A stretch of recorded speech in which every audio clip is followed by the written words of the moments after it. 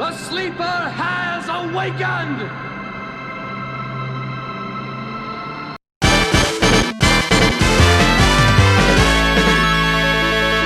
Hey everyone, it's me, Steve. Greg. My preferred pronoun is Zizor. Well, despite my best efforts, I continue to gain new subscribers. I don't know what I'm doing wrong. So in order to perhaps reduce that amount, I'd like to share with you a Bible story. This is a story from the book of Daniel, chapter 3. Babylonian King Nebuchadnezzar erected a big, tall, golden idol on the plain of Dura in the province of Babylon. It stood 90 feet high. The king addressed the people, saying, "I've got a big idol erected. It pokes up in the air. It shines gold in the sun. It's real big, tall, and pointy. Now, I like kids bouncing on my lap. I like sniffing little girls' hair and fondling them. I try to smooch little girls as they recoil in terror and disgust. That's how I learned about pizza. That's how I learned about hot dogs. Look, Mac, here's the deal. When you hear the sound of annoying woke music, you are commanded to take a knee and bow down and worship this here golden image that pokes way up in the sky. If you don't, well, you're a no-good bean-spitting yak herder, and I'll set you on fire. And another thing, well, never mind. No. I was going to say something else, but perhaps it's best I shouldn't." So it came to pass in those days that there rose up a group of loathsome people in the land, who came to be known as normies, whom the Lord found to be quite annoying. Their tendency towards trendiness was surpassed only by their inability to grasp logic and reasoning. The normies said to one another, "Oh my gosh, Golden Idol is super idol number 1. Golden Idol matters, everyone. Let's get in people's faces and shout at them and circle around them and coerce them into conformity with our absurd ideology, okay?" But aside from these normies, there were other individuals, based individuals, who refused to conform. 3 such based individuals were named Shadrach, Meshach, and Abednego. When the annoying woke music was played, everyone took a knee, save for these 3. The normies cried out to each other and said, "Ree! Ree! Oh my gosh! Golden Idol matters, you guys! Those 3 Jews over there refuse to conform. They're demonstrating an ability to think for themselves, and that totally must not be tolerated. Ree!" They surrounded Shadrach, Meshach, and Abednego and shouted into their faces, "Oh my gosh! Why won't you take a knee and worship the big, tall, pointy thing?" The 3 replied, "Lols. We're not interested. No thanks. We're good." And the normies exclaimed in response, "Ree! Ree!" This indeed enraged the normies, and they did what was detestable in the sight of the Lord. They snitched like whiny little bitches. They sought an audience with King Nebuchadnezzar and cried, "Ree! Ree! Those 3 guys are totally not taking a knee and worshiping your golden image. Oh my gosh, seriously. Those 3 Jews are literal Nazis, I swear." Furious with rage, the king summoned Shadrach, Meshach, and Abednego. They were brought before the king. He said, "Come on, man. All you have to do is take a knee and worship the thing. If you don't take a knee, I'll have you burned in a fire." The 3 replied, "We do not need to make excuses. If you have us burned, God will save us from the fire. Even if he does not, we will still not worship your stupid idol because it sucks." King Nebuchadnezzar was furious and said, "You lying, dog-faced pony soldiers." He had them tossed into a fiery furnace and ordered the furnace set 7 times hotter than a burning car sales lot in Wisconsin. It was so hot that the soldiers were burned to death as they tossed Shadrach, Meshach, and Abednego into the fire. But inside the furnace, the three were like, lols, whatevs. When Nebuchadnezzar saw that they were not harmed, he commanded them to come out of the furnace. When he saw that an angel of the Lord had protected them, he realized what a turd basket he had been, and there was a great awakening in the land, and even the normies saw how stupid they were. The end. So, I hope everyone has enjoyed their summer, or the summer of love, as the mayor of Seattle has called it. For those of you in the USA, I really do hope that the campaign to elect Joe Biden hasn't burned your home down, or your place of business. I'm following as best as I can from my safe area of the world. And it's incredulous to see the Zerg swarms burning cities down and attacking people.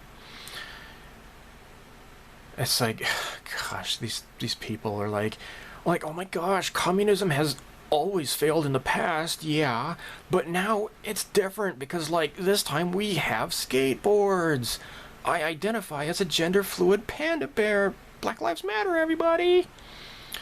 And then later, as Zimzer is getting arrested after physically assaulting the police, it's like, hey, why are you, like, arresting me? Like, oh my gosh, I identify as innocent! You would think that an organization that calls itself Black Lives Matter would do its best to actually protect black lives, but I don't know, what's the black body count up to so far? I mean, heck, at least like 25 or 30 people by now. I mean, they just keep killing black people. It's weird, you know? David Dorn, Captain David Dorn. My God. And I watched his wife make a speech, and he died protecting the pawn shop that was owned by a man who, as a little boy, Captain Dorn had protected him right after his whole family had been murdered, and it's sad. And so he befriended him, and as he grew up, and then after he retired as a police officer, he was a private security, and he answered the call as the pawn shop was being broken into, and they murdered him. And not only black adults, but black teenagers and even children have been killed by these rioters. Even a baby. They've shot babies. It's just like, okay, for example, take some Save the Whales group, right? And you'd be like, oh, so how are the efforts to save the whales going? Oh, things are going pretty well. We're getting our message out there, but incidentally, we've actually killed several whales in the process. What do you mean? You're supposed to be saving the whales, not killing them. Well, we get kind of excited sometimes, and, things get carried away. You would think that by then, you might want to just, stop right there and kind of maybe reevaluate your organization strategies and who you have involved with it. Just an idea. Oh my gosh. So, and then Don Lemon on CNN. The rioting has to stop. Chris, as you know and I know, it's showing up in the polling. Mm-hmm. It's showing up in focus group. It's like, oh, okay, yeah, the polling is starting to negatively affect Biden. Yeah, we need to stop the riots.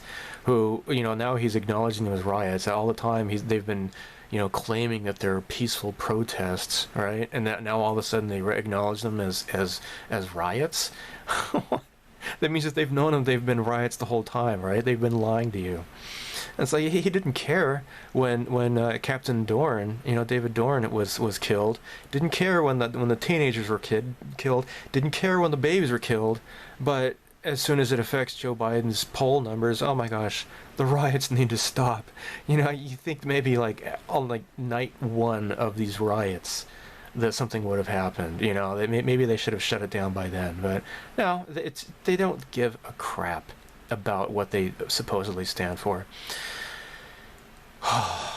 So look, I will get to the nerd talk in just a bit and save the rest of this type of talk for later. But before that, I just want to stress again, just do not get upset over what you see in the dishonest, corrupt corporate media.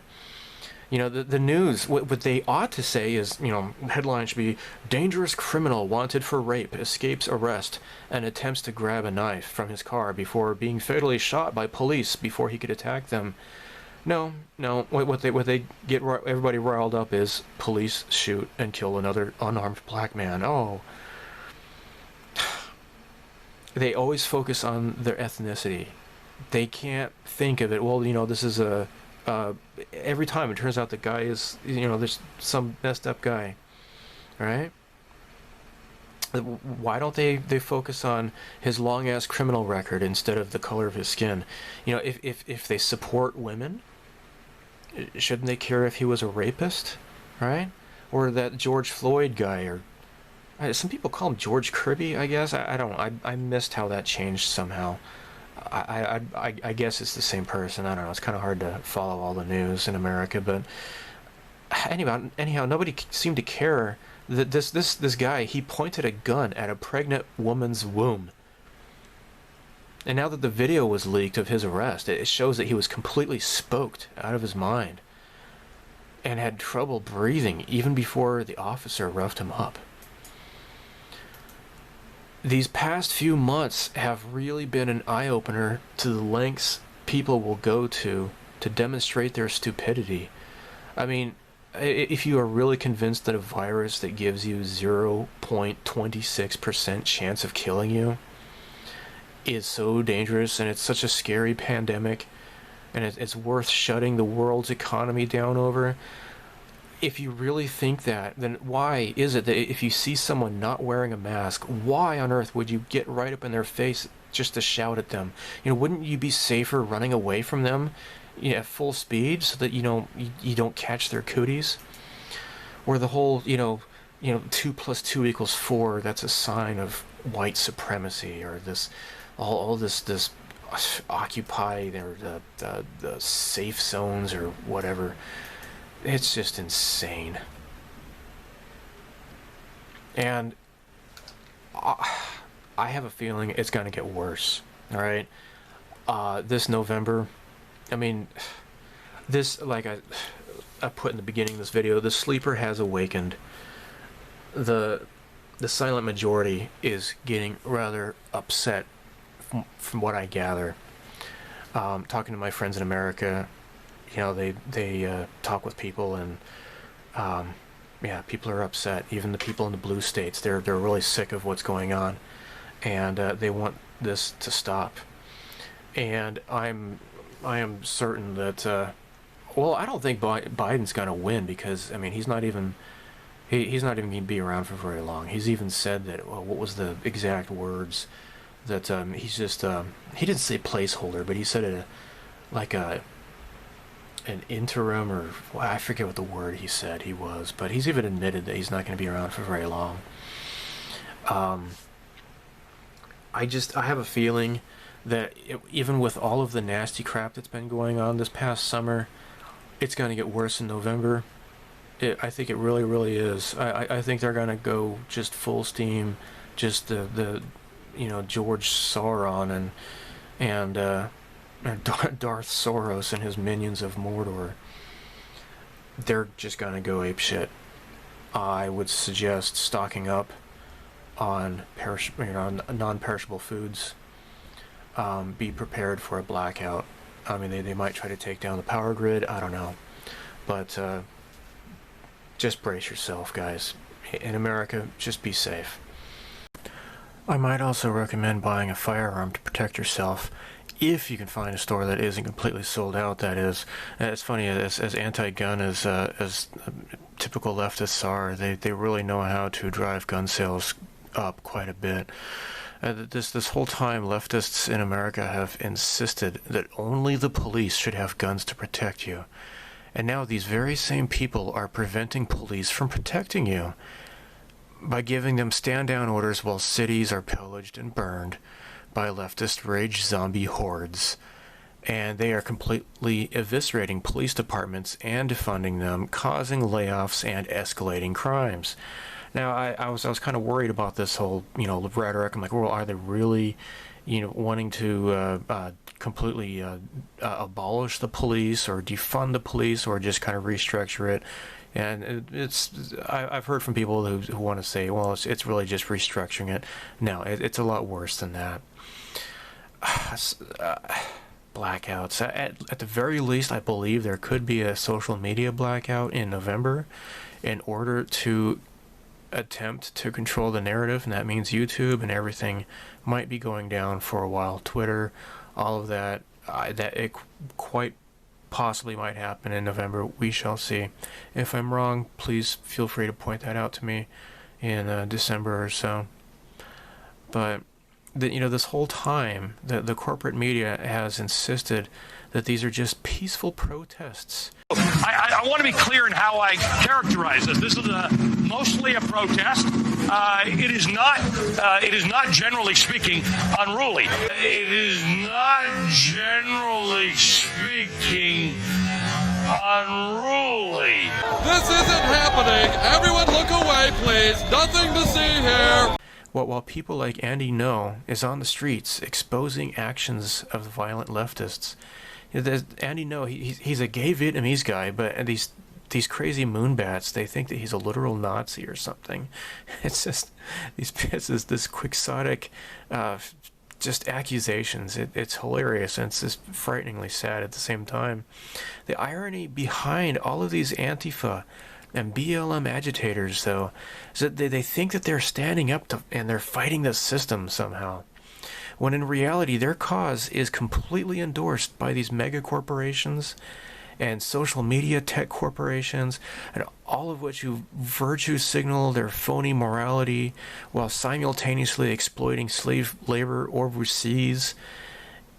And they're upheld as well by the media establishment, Hollywood degenerates, academia, banksters, and corrupt politicians. These demonstrators aren't fighting the establishment. They are the pawns for the establishment. For years, the Mockingbird corporate media has been terrified that they are losing their audience to citizen journalists via social media that expose their hypocrisy. I've shown a lot of this in previous videos, okay? People using cameras on their phones. They're exposing these riots as being completely manufactured and backed by people with big money. They have these bricks delivered by truck and dumped on the curbside, just conveniently there for rioters to throw the bricks to the windows and at police. These Antifa brats driving around in expensive German cars, handing out bricks to random black people and getting exposed for it because the black people are like, hey, you don't give us that. What are you trying to get us in trouble? These Antifa, these white Antifa people are vandalizing walls with anti-white racist comments. It's sick. So there is no coincidence that all of this is happening in an election year. And of course, this is not just affecting the United States, it's affecting the entire world. For those of you who still don't know what I'm getting at and cannot make the connections, let me spell it out for you. So when there was a president who ran on an anti-establishment ticket 4 years ago, promising to fight political corruption and to put a stop to the senseless, endless wars brought upon us by the two-party duopoly, the man is responsible for a roaring economy, high employment rates with millions of new jobs, creating peace with North Korea and in the Middle East. And he's also a widely popular president with high charisma, who fills huge stadiums while giving speeches to thousands, and there's thousands more outside who can't get in. What do you do when high-ranking members of your political alignment are constantly being outed as pedophiles, rapists, warmongers, corrupt politicians, and depraved Hollywood celebrities? And you need to stop this man. What do you do when your crimes are about to be revealed and you are facing charges of treason. What do you do? When all of your candidates challenging him are a bunch of half-wits, losers, and cultural appropriation phonies whose supporters can't even fill up half of a high school gymnasium. The only reason most of them were running is because they thought it would shield them from investigation for their crimes. Even Tom Steyer, Mr. Walnut Sauce himself from the WikiLeaks Podesta emails, was running. And of course he gave up. But so let's say this is your side, okay? And your political base has spent the last few years whining about rich white old men. And when they only vote for rich white old men, then they complain when the others drop out of the race. What gives? So what do you do? What do you use as a distraction in an attempt to thwart the election? You have a virus lab in Wuhan, China, release a virus they had modified and created in the lab there, and the lab was funded by previous administration back in 2015, in cooperation with the Communist Chinese government, who would very much like to see your political opponent defeated. Well, you would supersede the will of your own voters and arbitrarily choose the bumbling old kid sniffer whose family is under investigation for political corruption in the Ukraine, and artificially have him selected as the front runner, prop him up in hopes of using him as a shield for your party's corruption, even though he's a laughingstock pedo with dementia. You then hold off on impeaching the president until the very first confirmed case of the Wu flu arrives in the USA, knowing full well that the impeachment would not succeed. And with the help of the media, the corrupt health bureaucrats create fear and panic based on pseudoscience, bad math, and faulty statistics. Unrealistic death projections are numbered in the millions. Oh, the millions of people are going to die. But this dishonesty can easily be covered up by claiming that, it might have actually happened if the lockdown didn't occur. Well, we're slowly finding out that that's not the case.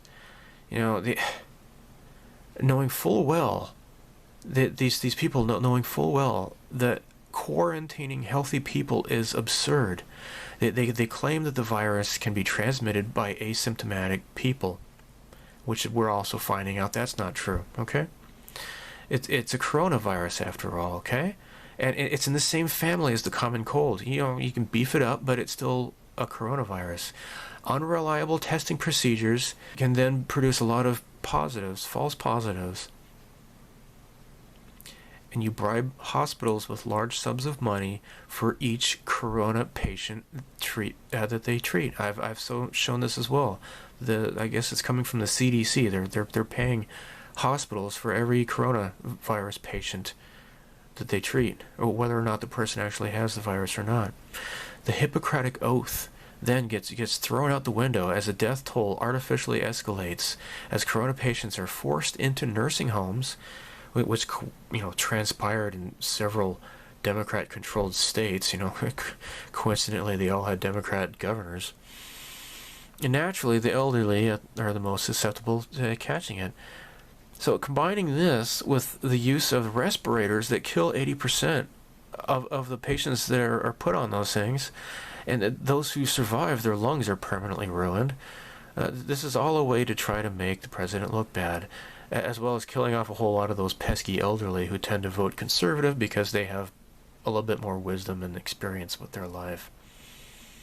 So with the help of your propaganda media, people are inundated with fear propaganda, constantly traumatizing them little by little with with the news about death.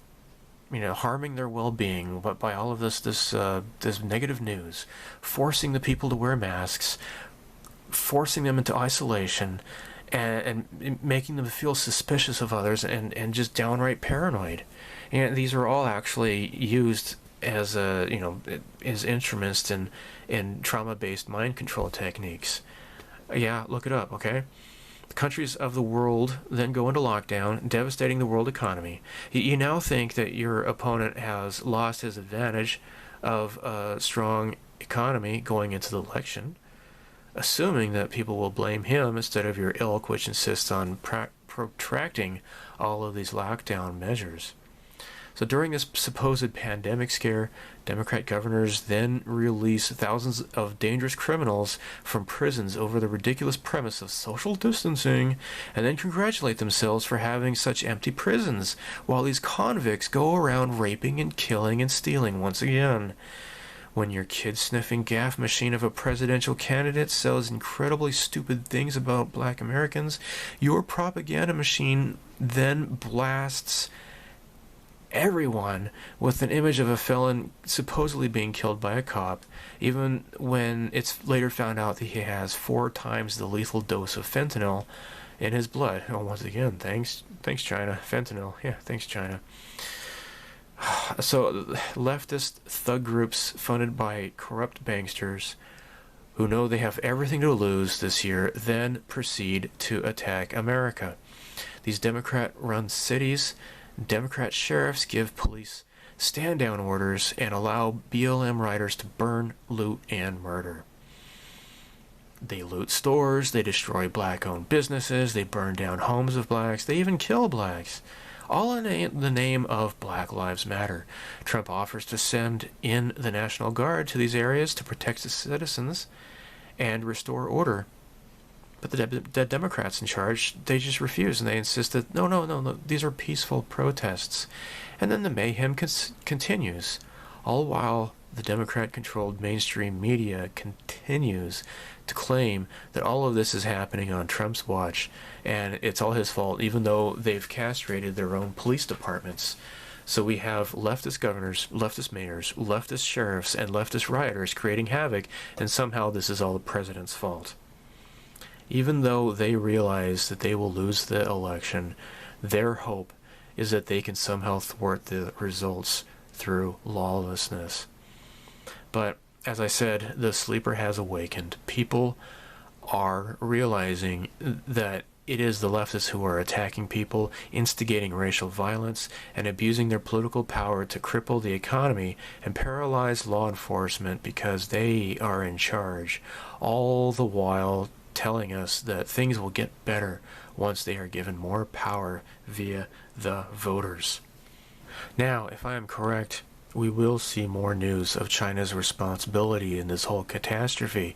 Little by little, I'm sure it's going to come out. The virus did come, I'm certain, from the Wuhan Institute of Virology. The president has even hinted at that. More of this will be revealed. Yes, this is indeed a Chinese virus. But I will say one thing, though, before I get into more lighthearted talk. I do sometimes see talk of the desire to, zorch China because of this big mess. Subscriber who actually somebody I like has mentioned this a few times, just bomb China or whatever. I forget who it is at the moment, and actually I don't want to remember who it is because, like I said, I like the person. But, I will say that this type of talk will not be tolerated on this channel. And I do not want it to reflect negatively on myself. The problem, you have to realize, the problem is far more complicated than what you may think it is. And I can guarantee you that the people of China have a far greater reason to hate the Chinese Communist Party than you think you do, since they are the ones who have to endure the tyranny. American tech corporations are aiding the CCP with their totalitarianism, and I would say that their development of these terrible technologies should make you just as angry. What, so should we, bomb the USA then? Well, no. But the American State Department played a hand in guiding the CCP to power, though, as I'm recently learning more about. You have to realize, though, there is a worldwide plan to oust these bad actors across the world without the need of senseless wars. Guys, just pray for the liberation of all Chinese citizens, though, so that they may all live free and prosperous, and to have families as they see fit. And for people who say, "Oh, well, you're mistaken, Greg. These are just conspiracy theories. The Democrats are not that evil." Look at who the Clintons surround themselves with: Harvey Weinstein, Anthony Weiner, Kevin Spacey, Jeffrey Epstein, Ghislaine Maxwell. She showed up at Chelsea's wedding, right? Yeah. Oh, look, speaking of Kevin Spacey, are you even aware of how many of all these people who accuse Kevin Spacey? All of his accusers just end up dying somehow. Don't you think that's a bit convenient? Would you just say, "Oh, that's just a baseless conspiracy theory," or do you might think something might be going on there? Gee, I wonder. So last year, everybody found out who Jeffrey Epstein is. Congratulations, normies, you're catching up. And now this year, everybody's learning who Ghislaine Maxwell, however you say her stupid name, Ghislaine Maxwell. Let's just call her that, I guess. So there's somebody else, though, that you do not know of, perhaps, who is also a really big player in this. Just as important as Ghislaine Maxwell. Okay, her initials are RC. Her name is the same name as Jennifer Aniston's character on the show Friends. Okay, Rachel Chandler. Okay, there, I said it. Look it up. You will learn about this woman soon enough. Oh, and another thing, actually, just one more thing. Remember back in March or so, I was talking about cracking down on child sex trafficking, and just in case anybody thought I was, they still think I'm full of crap on that. Check this out. Now, this is actually from April 24th. Virginia police arrest 30 alleged pedophiles in COVID crackdown operation. Here's another article.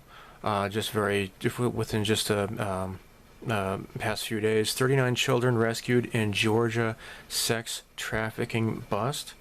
It says nearly 40 missing or endangered children have been rescued by federal and state agents during law enforcement operations in Georgia, authorities say. I even know somebody who's even saying, "Oh, there's no child abductions. That's a thing from the 70s. Well, you know what? Ignorance. I'm sorry, it's ignorance.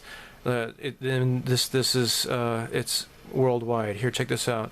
Germany. Police bust alleged child sex ring operation from summer house. 11 people have been arrested in 3 German states over the alleged abuse of 5, 10, and 12-year-olds. Their victims were drugged, then seriously abused for hours at a summer house. Holy crap. Also in Germany.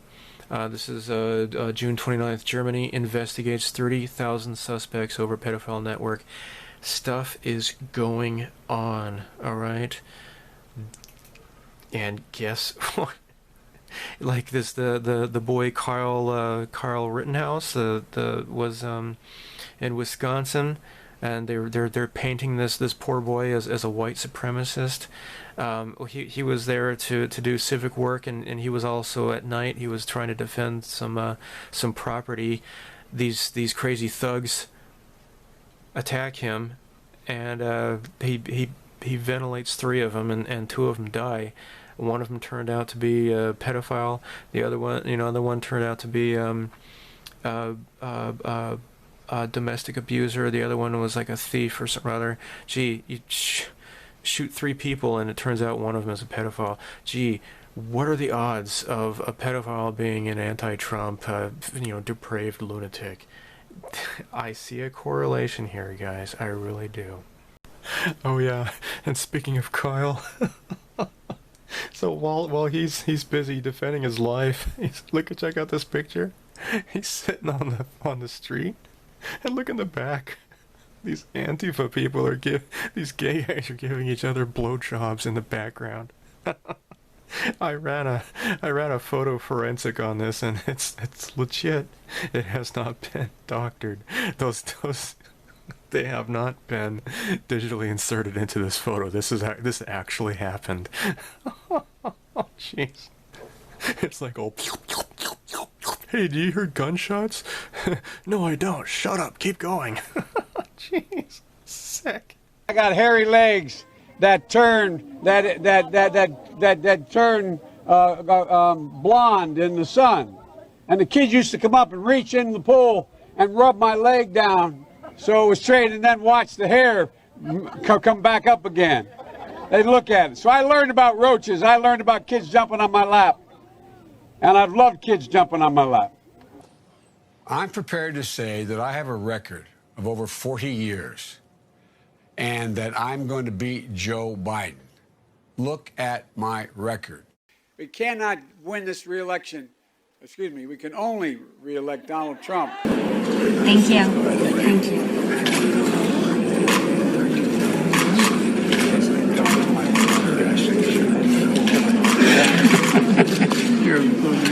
Thank you.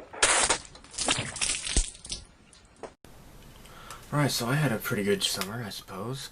A bit different summer, but a pretty good summer nevertheless. So as I mentioned in the previous update, I went to Niigata, and we went to the aquarium there, which is always fun, and that's where I got all the footage of all the jellyfish and such that I just included in all that segment just then. And of course we went to the trout farm as well. That was also nice. I did not go visit the family's place. Normally we go stay at the family's place in Nagano Prefecture, but we did not do that this time. And anyhow, instead I just stayed home during Obon week, which is in August, right? So yeah, it's just like, you know, we could have gone, but you know, my sister-in-law, she's kind of trapped in the Tokyo area, and they don't want people to leave. Although I have seen people with Tokyo license plates in my area, though, over the month of August. So you know, not everybody obeys the stupid, ridiculous. It's not a law or anything, but they're just like really asking people not to travel around, at least from the Tokyo area, because Wu flu, we're all gonna die. And then of course you know, all the masks, and a lot of places, like in my town, they don't really enforce masks.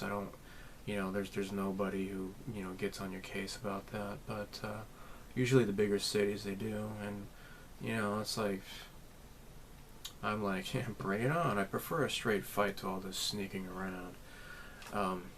You know, because you're going to be exposed to any virus, and you're going to be fine anyway, so it's just, you know, you build up immunities that way. Which, of course, the whole stay-home thing is just totally counterproductive, because you're supposed to, you know, gain herd immunity, and you don't do that if everybody's, you know, hiding away and staying out of the sun, and, you know, not getting enough vitamin D and such. But anyhow, enough of that ranting. So yeah, I got to do a whole bunch of modeling, and I'll get to that in a bit. One thing though, during the summer, which was really cool, was I finally got around to watching Harmy's Despecialized edition Star Wars. Now, in case you don't know, I forget his real name, but his nickname is Harmy. He kind of pieced together a bunch of, I think he took like the Blu-ray Star Wars, and he cleaned it up, and he removed all the extra crap that they inserted into it. He relied on what I think the old, you know, when the Star Wars original trilogy came out in the DVD limited edition, I think he used laser discs as well. But anyhow, so he was able to kind of recreate the original Star Wars. And if you're like me, and you know, well, I've bought you know, like the CBS Fox VHS. I got the THX VHS. I got the the the DVDs. I got the laser discs as well. I've certainly bought the original trilogy of Star Wars many times, so no problem with me. If you have purchased the original movies, there's no copyright laws or anything because you actually own the original. So I downloaded Harmy's Despecialized editions of the Star Wars trilogy, and it is the original movies as they were meant to be. There's no A New Hope, there's no Episode 4. It's just Star Wars, and then you get the crawl, which was really interesting because I've never actually seen that in anything that I've owned for sure. I mean, I've seen like clips of that on the internet or whatever, but yeah, so that's pretty cool. The special edition. Oh yeah, that's right. I have the special editions on VHS as well. I've bought Star Wars so many times. Anyhow, the special editions. There's good points to those. Like the best is probably Biggs with the whole scene of Biggs and Luke talking before they launch on Yavin, and then Red Leader comes and says, "Are you sure you can handle this thing?" etc. And inserting that into the movie was great. I didn't mind so much the digital dogfights and stuff, but I should probably put together a video eventually of just ranting about this kind of stuff. Like the original movies, they had like models for each of the X-Wings, and with the special edition they just made them all Red 5, and you see that like duplicated and such in a few of the scenes that they inserted into the movie, and it just doesn't do anything for me. They should have. What they should have done is there's that scene with the with the Y-wings in the Death Star trench, and there's no astromech droids. They should have at least put some astromech droids into the sockets, right? And they didn't do that. It's kind of stupid. It's like, you guys aren't paying attention, right? Anyhow, yeah, I'm going to leave a link to the website where you can stream and watch. If you've purchased Star Wars in any form, you can download it, and that you should not have any legal problems with that at all. So yeah, definitely do that. So I know there's talk of George Lucas getting involved again with Star Wars, and I know some people are excited about that, but I'm like, come on, Star Wars didn't start sucking with the Disney trilogy. It didn't start even with the prequels with Jar Jar. Star Wars started sucking when Greedo shot first. People are so... I think that people are just so upset with the Disney trilogy and all the... the Solo lost money and Reylos are weird and all that talk. And people are so upset with all of this crap that they're like they got their nostalgic goggles on and like, oh my gosh, at least the prequels weren't totally obnoxious. I mean, they were dumb and poorly directed and poorly acted, but at least we weren't getting like a SJW nonsense shoved down our throats. Well, that's partially true. It's like George Lucas. I mean, this is the reason why we're excited about the Disney taking over, is because we're like, hey, at least the stupid George Lucas isn't going to be around anymore. Now that apparently they're bringing him in, I guess he's going to be involved with Mandalorian. I would hope that he's maybe learned from his mistakes. I don't know. Maybe he's learned to collaborate with people again like he did back in the 70s and 80s. I don't know. But yeah, that is something that's interesting, and I guess we'll just have to wait and see. Speaking of Star Wars and the whole Disney thing, this whole Disney Star Wars Lucasfilm thing is, I think we're experiencing like a revival of Gamergate. And I think Gamergate really opened a lot of people's eyes to identity politics and how destructive that is.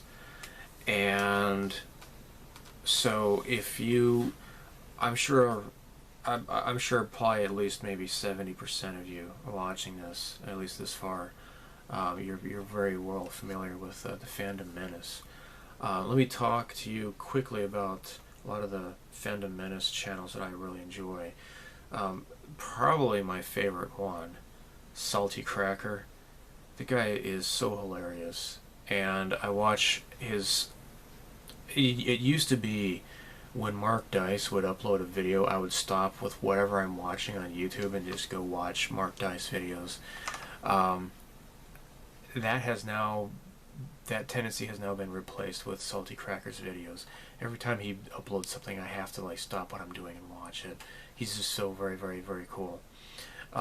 D-Day Cobra, and I'm talking about Jeremy from Geeks and Gamers. I think Geeks and Gamers in general is, definitely, has been a huge voice, probably maybe the biggest, I guess, for the Fandom Menace, I guess. But Jeremy has his own YouTube channel called D-Day Cobra, and he gets into a lot of politics and such, and going after the whole... Well, I think on his Geeks and Gamers channel he will rant about Hollywood, and on his private channel, D-Day Cobra, he certainly goes in far more into politics and such. Nerdrotic, I watch a lot of his videos. I don't have the notification bell turned on, but I will watch his videos when he gets to it. He's a pretty cool guy. Josiah Rises. You also probably may know Josiah from the Geeks and Gamers channel. He'll upload videos for the Geeks and Gamers as well. But I've known about him for quite a while, and I've liked his videos when I watched Geeks and Gamers. But I've only just recently started watching his private channel, Josiah Rises. Definitely check him out. He's really cool, super based guy, very nice content. Of course, there's no bullshit or no BS. I first started watching him when he was exposing the whole thing about the Rey action figures and how they're just glut in all of the toy stores, and he was commenting on how Star Wars was bankrupting Toys R Us, and we still have them here in Japan. I don't know about the United States, but yeah, we do have Star Wars here, but I'm sorry, we still have Toys R Us here in Japan, but Star Wars has, I think it's been, shrunk their merchandise for sure. What else? Of course, there's Mahler. He does really great stuff. Robot Head. His videos are really fantastic as well. And am I missing anybody? Oh, of course, Doomcock or Overlord DVD. He's the guy who has that Ultraman looking helmet that he wears. Really great stuff. That Greedo channel guy, I don't think he's a part of the Fandom Menace.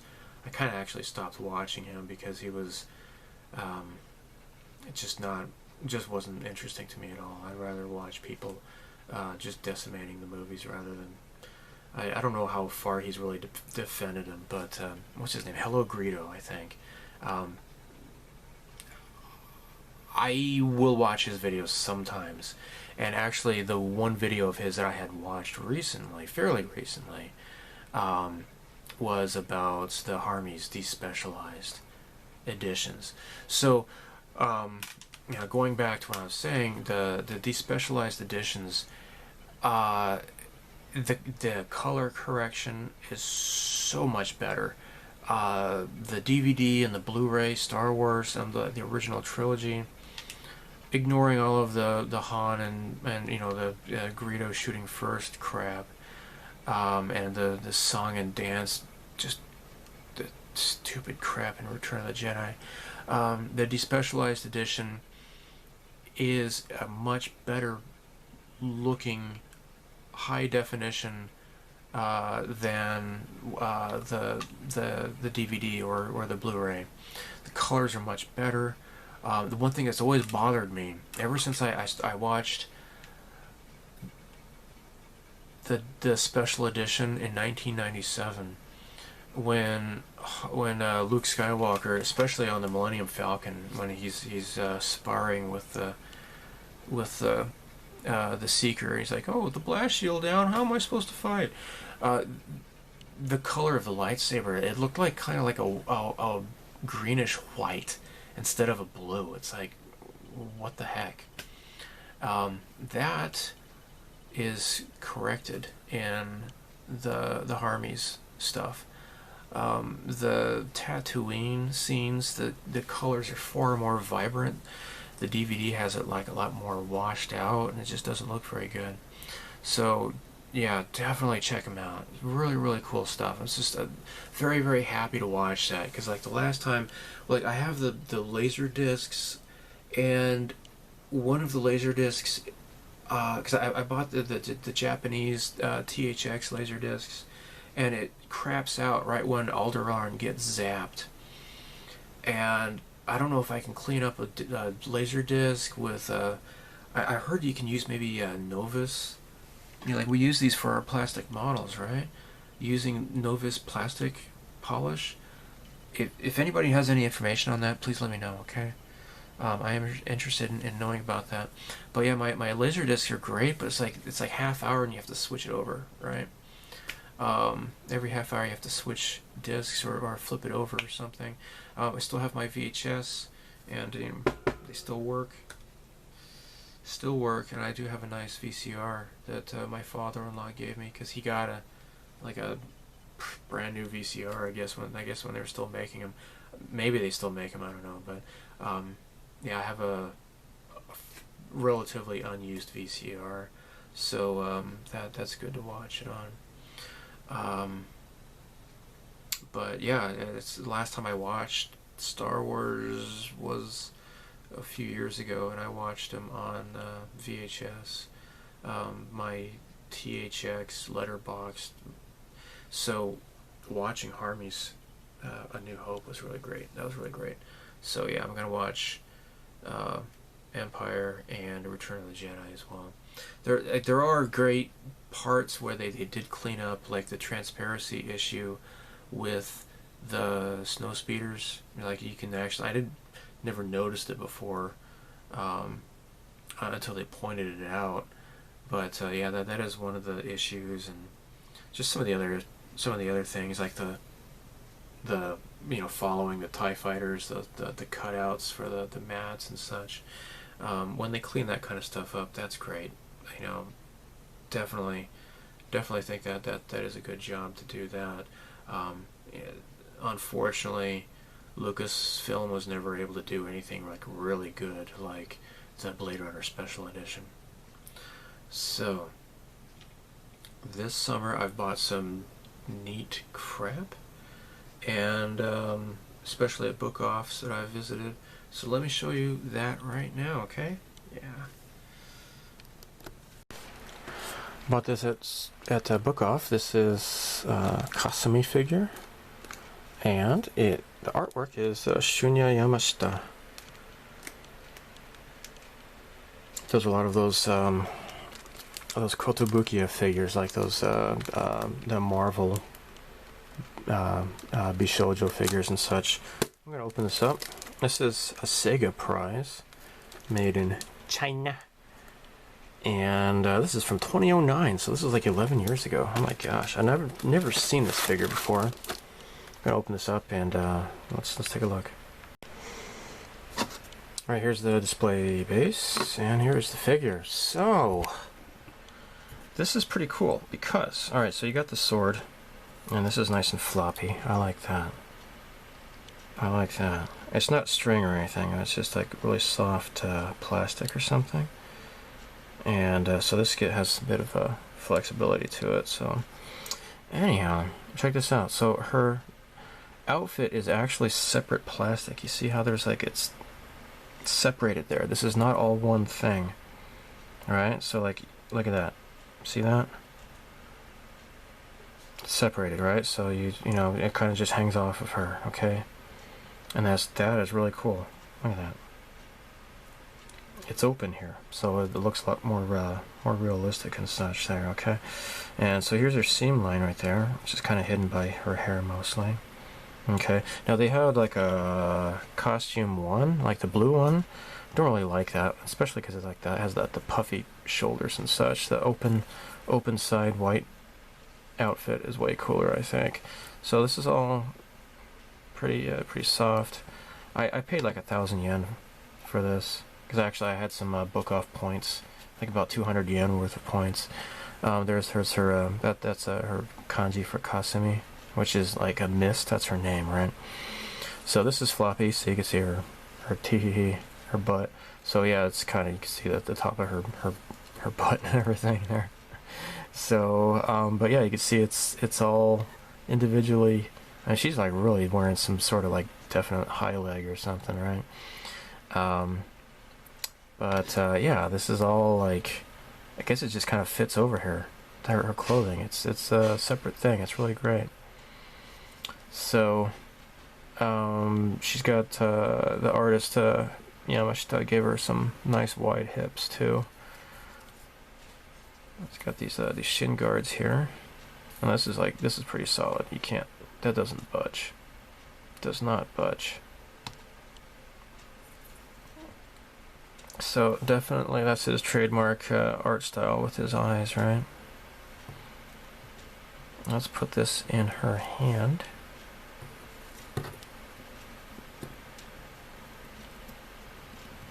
And she's going to be holding this sword.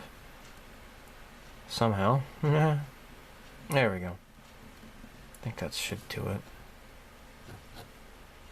Yeah. Cool, huh? That's cool. Neat. So let's put her in the stand here. Ka-chunk. There we go, Kasumi. That's really cool. Huh. Wonder if oh yeah, there's her kanji there, Kasumi. I wonder if there's like a bootleg garage kit of this figure. That'd be kind of cool, I guess, because I can just, you know, like there's a bit of a mold line right there, right, along her arm there, goes across her breast there, her side boob. It'd be nice to, you know, sand that down and clean it up. You can see it on this side here too. Then again, this is just a cheap Chinese figure made for UFO catchers, right? The claw arm prize games in the game arcades. And unfortunately, that's mostly what they are anymore. You can't really sit down and play some King of Fighters or something like that. I mean, the bigger ones do, but most of them they don't even have those type of actual arcade games. It's just all UFO catchers here in Japan, unfortunately. With a little, you know, exceptions, I guess, but especially pachinko, which I don't care about. But anyhow, there you go. Pretty cool figure. Only 1,000 yen. Put that on my shelf. Also, at Book Off this summer, I picked up the Final Fantasy V soundtrack. Now, my favorite Final Fantasy game was definitely Final Fantasy VI. The soundtrack is fantastic. My introduction, because I had played Chrono Trigger on the Super Nintendo, Super Famicom. And I had played the Final Fantasy VII. That was my first Final Fantasy game, and then I played this game, and then I played Final Fantasy VI. Final Fantasy V was never released in the United States, North America, but I played it when it was released on the PlayStation. So anyhow, I don't remember it very well. I listened to the music, and I remember a lot of the music. I remember that you can change jobs. You like, you know, you can be like a paladin and red mage, a black mage, white mage, monk, ninja, all that kind of stuff. And you can change jobs throughout the game. So, yeah, this was pretty great. I paid like, I can't remember. It was definitely under 1,000 yen. It was actually really cheap, probably because this game is not as memorable. I really don't remember the characters in this game at all. I remember the job system more than I do the characters or the story. The other thing I remember about this game is like all of the secret passages you can find in the castles and the dungeons and such. That was pretty cool. But anyhow, great music though, regardless. And let's look at the artwork is forget his name, the guy who did Genesis Climber, Moss Speeda. He did the artwork for all these. So it's got disc 1 and disc 2. The other one that I have, the Chrono Trigger CD I have is like a box. You can like one of those box cases. You can put several different CDs onto. This is intriguingly, you get 2 single discs, whatever. Like the Chrono Trigger one, I like that a lot. I use the music in my videos. That has 3 CDs on that soundtrack, and I do believe Final Fantasy VI also has 3 CDs. That's a really badass looking dragon there. That's cool. So yeah, I'd like to maybe play the game again, I guess, but I don't remember the story at all. But anyhow, there we go. Final Fantasy V soundtrack. I got that at Book Off this summer. Book Off. Oh, Yokoyama Gashapon. This is not from a Gashapon machine though. I got this at my hobby store. This is 550 yen. Let's open this up. This is 35th scale Machining Krieger. This is my very first Machining Krieger purchase. Can you believe that? I can. Well now, look at all this neat crap here. So it comes in like the different silly colors here. 3 kinds of molded color.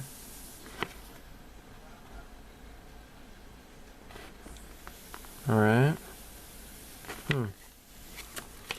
And you get actual water slide decals. Holy crap, dude. Holy crap, and look at this. Look at this. You get like little runners in here. This is not what I was expecting. I thought it was just gonna be like just a, you know, like a figure or something, right?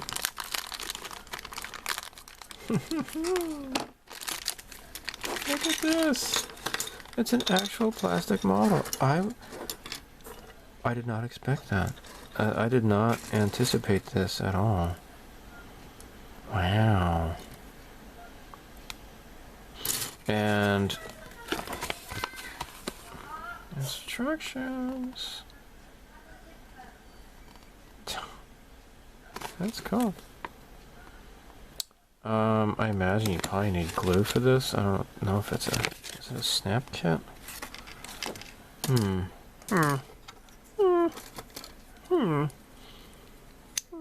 My space for me on Julie tour. Oh, it looks like it is a snap kit, I guess. Huh. Interesting.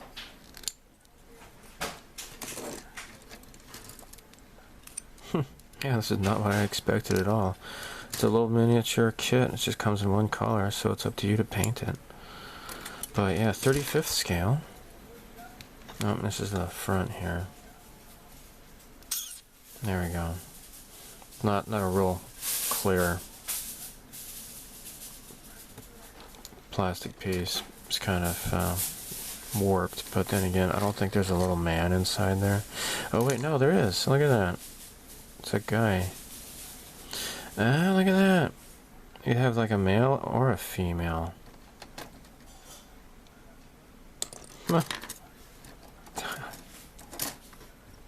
That is pretty cool, I think. I'm not a Machining Krieger fan at all, like I've said, but this is actually, it's kind of cool. Neat. Wow. Did not expect that. Neat. So I told everybody on the channel, you don't need this, this is the invoice. I told everybody about the sale at Right Stuff, and so my order was on back order for quite a long time. What's this? Draw a card. Cowboy Bebop. Iron activates all team effects. What is this? What is this? Sailor Pluto? Some sort of like anime card game? What is this? Garnet Rod. Adjust die value. This is like Sailor Moon Crystal. Oh my gosh. Crystal. Yeah, my daughter, I mean, she kind of outgrew that, but she liked Sailor Moon. She liked Crystal more than the original. Like, sacrilege. Hey, have a tasty sweet I baked. Girls have boobs. Tanto Kuore? Kuore? That's what it says in Japanese. Well, I don't know what the hell that is. Okay. Tokyo Sidekick. Space Serenade. Okay, and then Ein, the dog. Girls have boobs. Spend your summer with High Dive. Streamed subs, dubs. Oh my gosh. Boobs. Boobs. You got some under boob going on there. Isn't that fantastic? She's like, I gotta see cucumber. Oh, Children of the Sea. Oh, that's a pretty awesome looking aquarium, I think. Alright. Here we go. This is the really cool crap here. I had to turn on the air conditioning just now because, man, I'm sweating. It was actually it was only like 30 degrees today. But it got humid with the rain. Alright, so this is by Funimation. This is Zillion, and I love this packaging. This packaging is just, so cool. Look at that. It looks like an old sticker. Newly remastered. Released for the first time in the US. Now this is the box that has the Blu-ray and DVDs. 4 Blu-rays and 5 DVDs. Zillion. Right there, Gideon. Okay.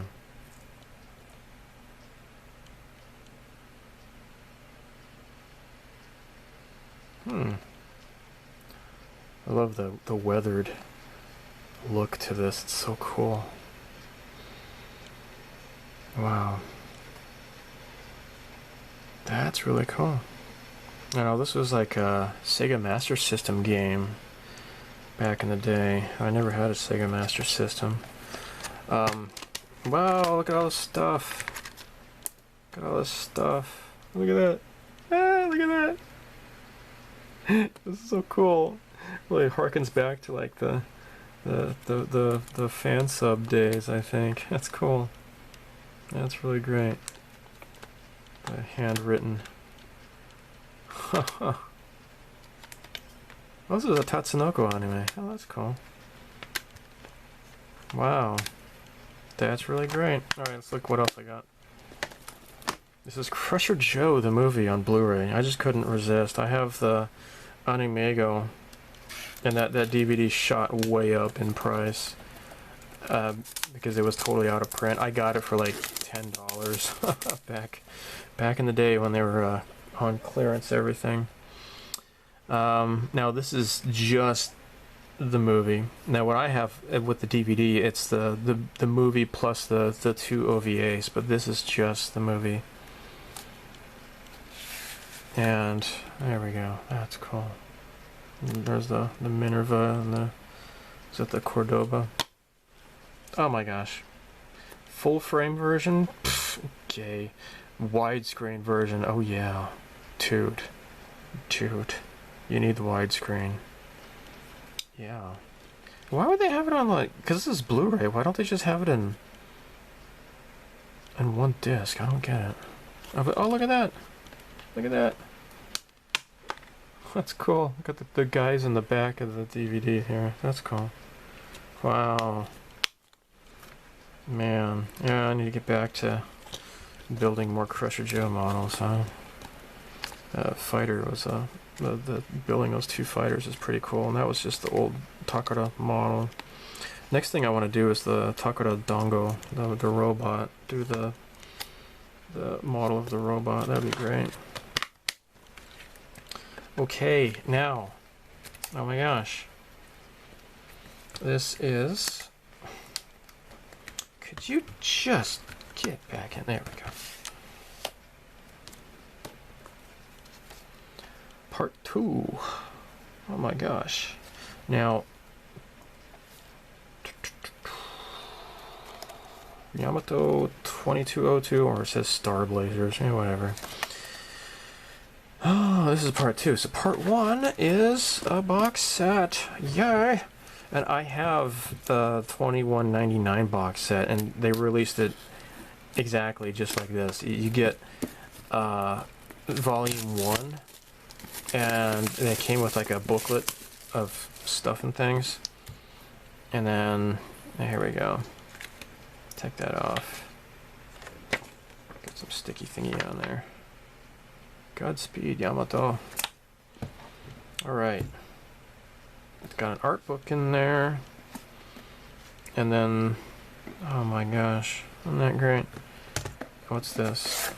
Postcards? I think they're like probably the postcards. Let's check this out. Oh, this is the art book. Oh, what the hell? There we go. Oh, yeah. Dude, I'm totally opening these up, okay? Oh, I'm gonna open them up. Yeah, these are postcards. Like little mini posters. Oh my.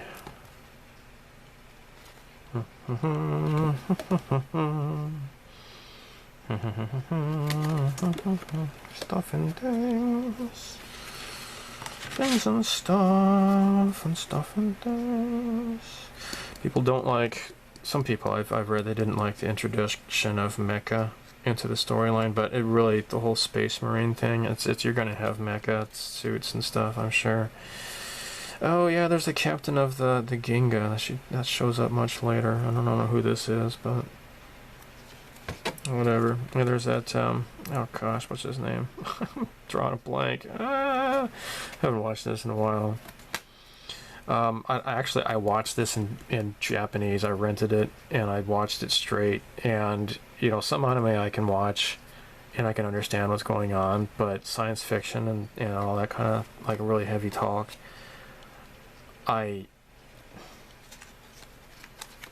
dude, what the hell?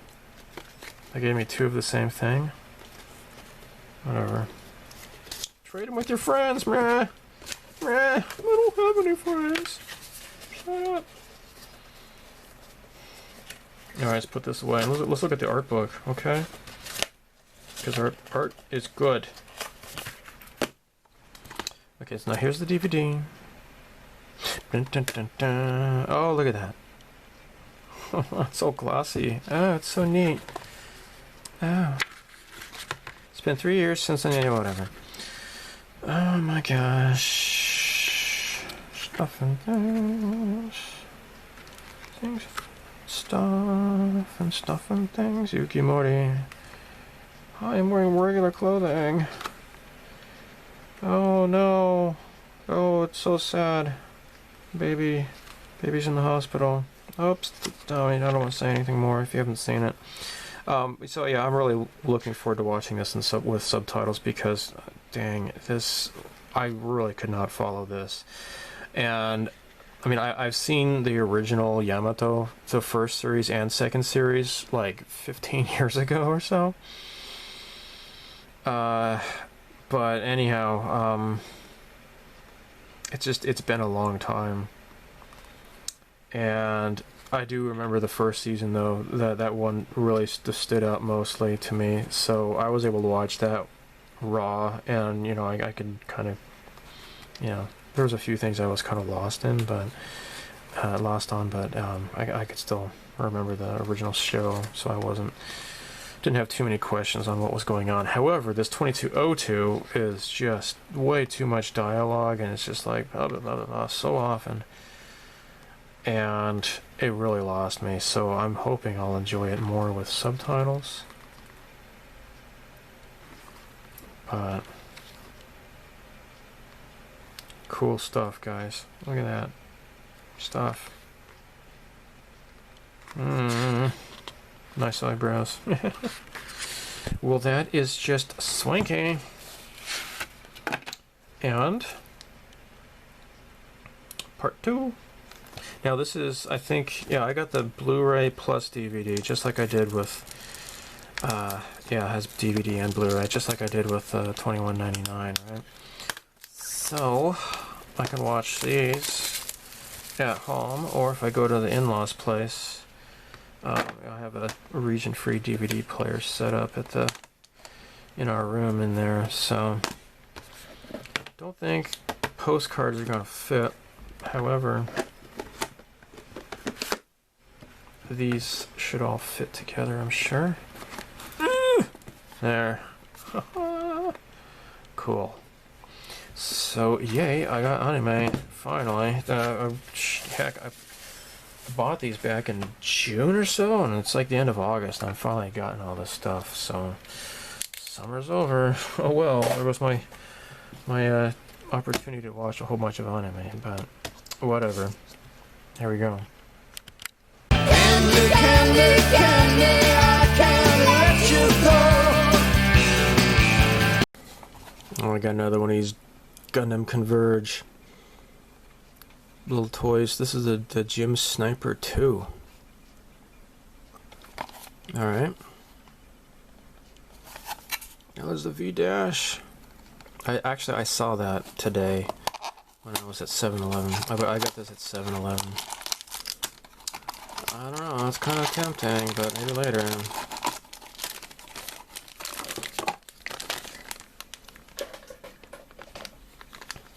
Alright, let's assemble this guy.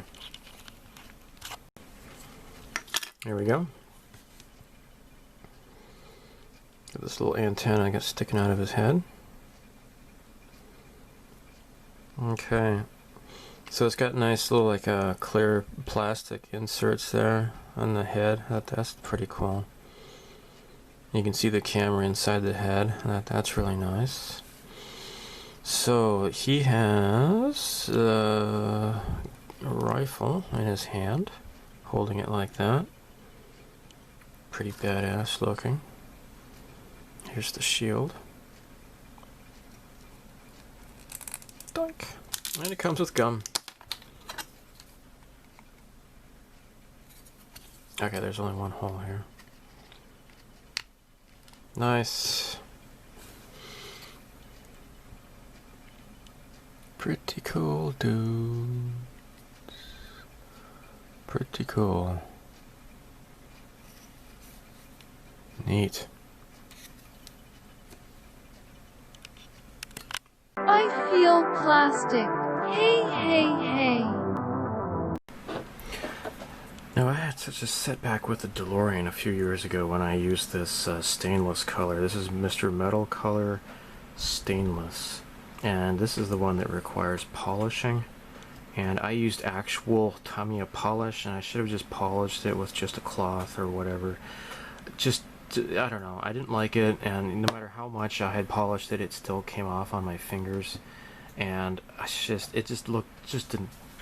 didn't care for it, okay?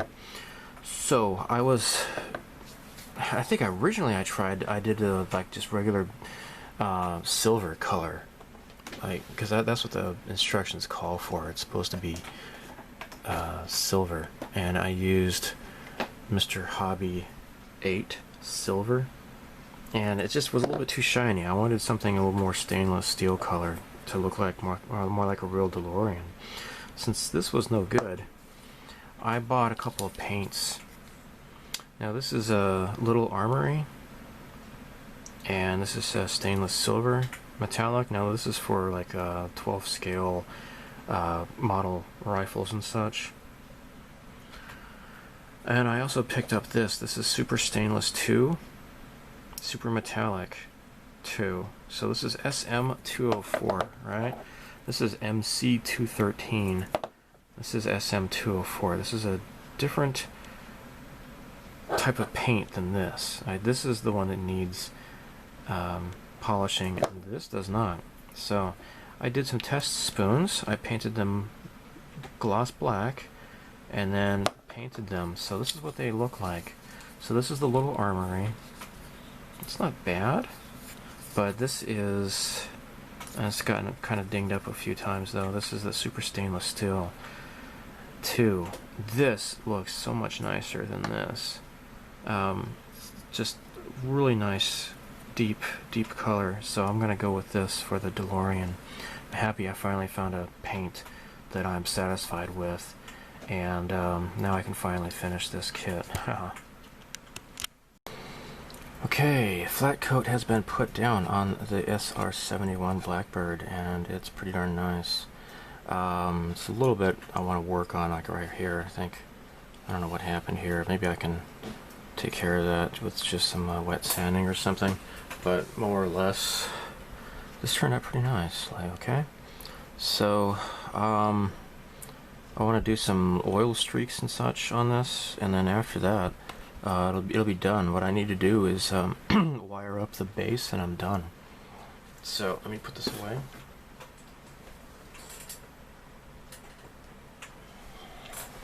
Okay, next, the Darius Silverhawk is completed pretty much. I just need to wire up the base on that as well, and then I'm done. So yeah, this is pretty cool. So it's got this little thing that opens up this way, and wait, yeah, it's kind of articulated, but it's also a little bit clumsy. These things kind of move as well, but they also like come off real easily. See that? So I'm probably just gonna just leave them in one position and not really touch them a whole lot, because it is kind of, see, comes off real super easily the way this is done. And then of course those two things also fall off real easy. Oh, actually no, the whole part here just broke off, or it didn't break, but just the snap thing just fell off. Well, golly, gee, look at that. Well, you know what I could do, since I got this? Yeah. There. So, you know, these are the parts that are kind of annoying. It's just a pressure fit, really, and it easily comes off. So I could just use some Tamiya cement. So yeah, this is going to be done really soon, and then once I get done with Mai from King of Fighters, then I guess the video game group build is complete. Oh yeah, this also kind of moves around too, right? If there's anybody else interested, I mean, let me know immediately, because otherwise I'm just gonna declare the group build completed. I still never got around to making a final group build video for the everybody's entries with the flanker group build. I need to do that. So anyhow, let me move this back into position. Move it on. Okay, great. So yeah, really cool. This is done. It's pretty nice. Kind of got a little bit dirty here, but maybe it's not that noticeable. I'll just claim it's weathering. The F8 Crusader work has been going along just fine with that. And yeah, it's just lately I've gotten inspired to get back to my lighting projects that I had started, right? So yeah, this is the intake and the landing gear well here, okay? The cool thing is that it uses polycaps for the landing gears. So hopefully it's not going to be like a bunch of fiddly bits that break off and all the glue that, you know, all that crap. So yeah, whatever. Oh yeah, that's right. The Darius. So this is the base here. It's gonna, you know, what I'm gonna do is I'm gonna paint this like black, because I ended up kind of screwing up on drilling out holes for the wires. This is a decal that I made by myself. I printed it out on with the laser printer. That looks really cool. That looks really super nice, because this is like that pearlescent white, and it just really shines through. Because this is, you know, I printed it out on clear decal paper, because the white decal paper is like, it's like super thick, and I don't like it. I don't want to use it unless I have to. But this just looks so cool, because like the pearlescent really shines through there, and it looks nice. I'll have to do a clear coat on this though. I didn't do a clear coat on the ship itself. Guess it doesn't really need one, I guess. So what else could I show? Oh yeah, of course, yeah, gee. Nice, reposition the camera here. Got all of these flying tigers, right? This is the 48th. Now, of course, the Bill Reed one is probably the most interesting, because it has the roundels, and I showed that in the previous video. This is gonna look super cool. Look at that. That is so cool looking. That is cool. So yeah, all of them are really unique planes. You know, not all of them have the flying tigers on. And of course, all of the shark mouths are, well, in real life, that they're like they're all unique. Not you know, they were all hand painted, right? They didn't use a stencil or anything, so they're supposed to be all kind of unique to each other. The 72nd Hobby Boss one is probably going to be finished before everything else, I think. Yeah, the decals went down just fine on this one. Ah, shoot. Alright, it's fine. Everything's fine. But yeah, these decals are really cool. The Hobby Boss decals are pretty good quality. I like that. And it's kind of a surprise, but I'm working on Eggplane Flying Tigers P40. Now the P40 Warhawk that they have, it's more like I think it's a P40E or a P40K, I can't remember. But it doesn't have the right number of guns, so I removed a couple of guns on each wing, and I added these wings, or these guns here. So you're gonna see a build video on that as well fairly soon. So yeah, I am continuing with Eggplane builds. Hooray! I have been busy clear casting, very busy clear casting with stuff and things. For example, this is for a Battlestar Galactica. The Viper for the Revell kit, and I need to do the top part of this. I got the bottom part of the silicone. I need to do the top one next. And since I'm gonna be clear casting a lot, this is it's been collecting dust, unfortunately. This is the bridge for the protector, right, from Galaxy Quest. I want to do that as well. So yeah, really cool. So I got the photo etch part set for this kit, because I think I did a unboxing of this, I think about a year or so ago. My friend brought it with him when he came to Japan, and then I bought the photo etch set from HDA Model Works. That'll be fun to work on that. So yeah, I want to do a whole bunch of clear casting, and I had done some clear casting. This is actually like the runway on a Yamato kit. Let me go get it. Hold on. Okay, here it is. This is the EDF carrier. Like, this is the old Legacy kit, and I clear cast the top flight deck and the bottom deck here. And what I want to do is just have like the runway kind of lighting up on that. I think that would look pretty cool. And maybe if I can somehow light up the command tower on that as well, that would be pretty cool. And of course the engines, that'll be easy enough, I believe. But what I did was, and this is something I started like a long time, like many years ago. Like, well, not many, but about maybe at least 2 years ago. So here's the the flight deck here. So where the arrows and the lines are, those are going to be clear. And then everything else will be, you know, like opaque, right? So I'll just have those arrows lighting up. That'll be pretty cool. Gee, you know, if anybody wants to do a Yamato group build, that's one idea I've had for a while. But yeah, neat stuff. And also, I've kind of started getting back to that Macross. The VF1J Valkyrie, this kit here. And what I did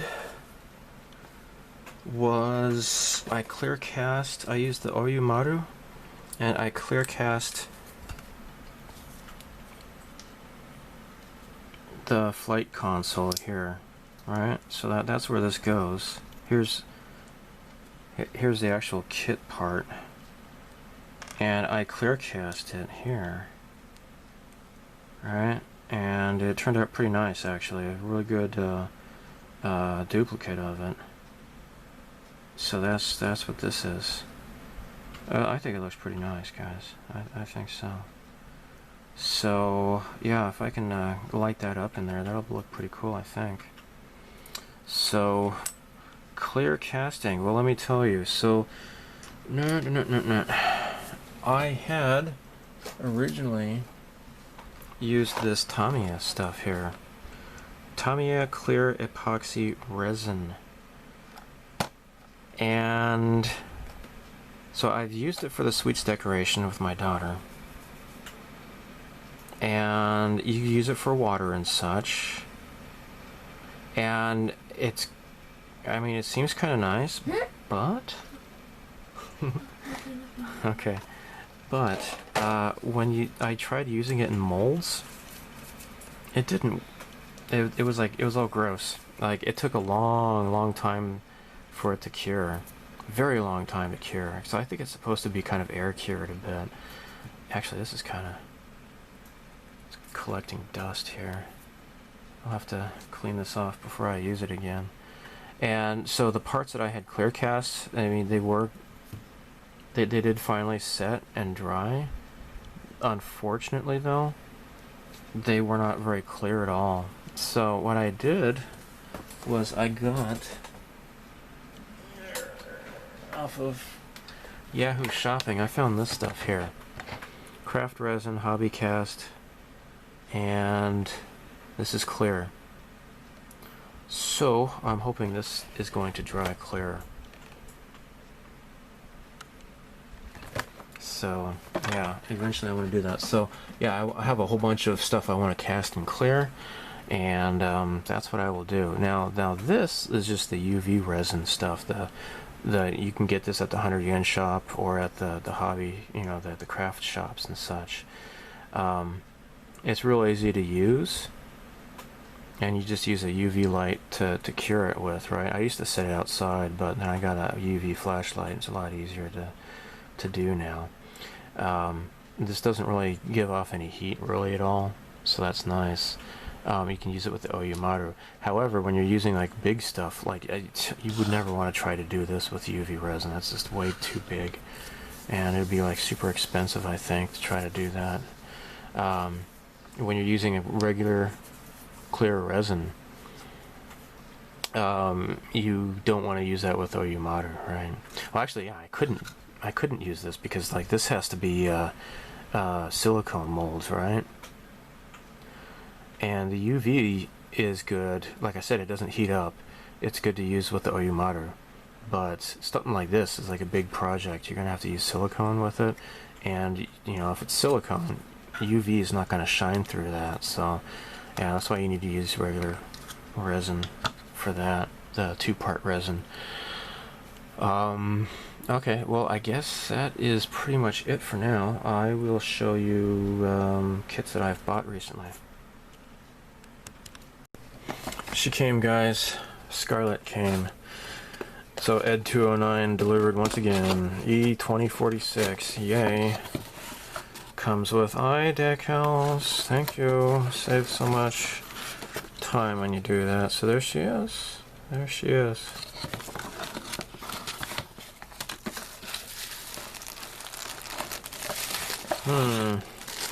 Alright, well, I'm just open up a few of the bags, I guess. I don't want to open them up, all of them, but we'll see.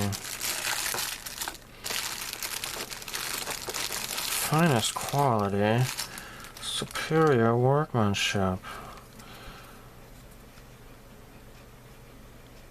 So yeah, she's got that textured bodysuit. Isn't that great? It's like really solid resin too. It's a really good quality resin, I guess. That's nice. And then here's her pants. What? Just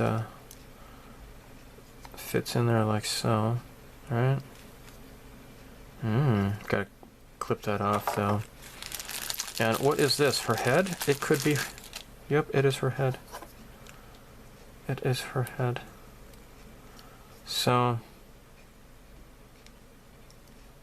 why does it? Oh, it's because she's got like a collar on that goes underneath her or something. Okay, gotcha.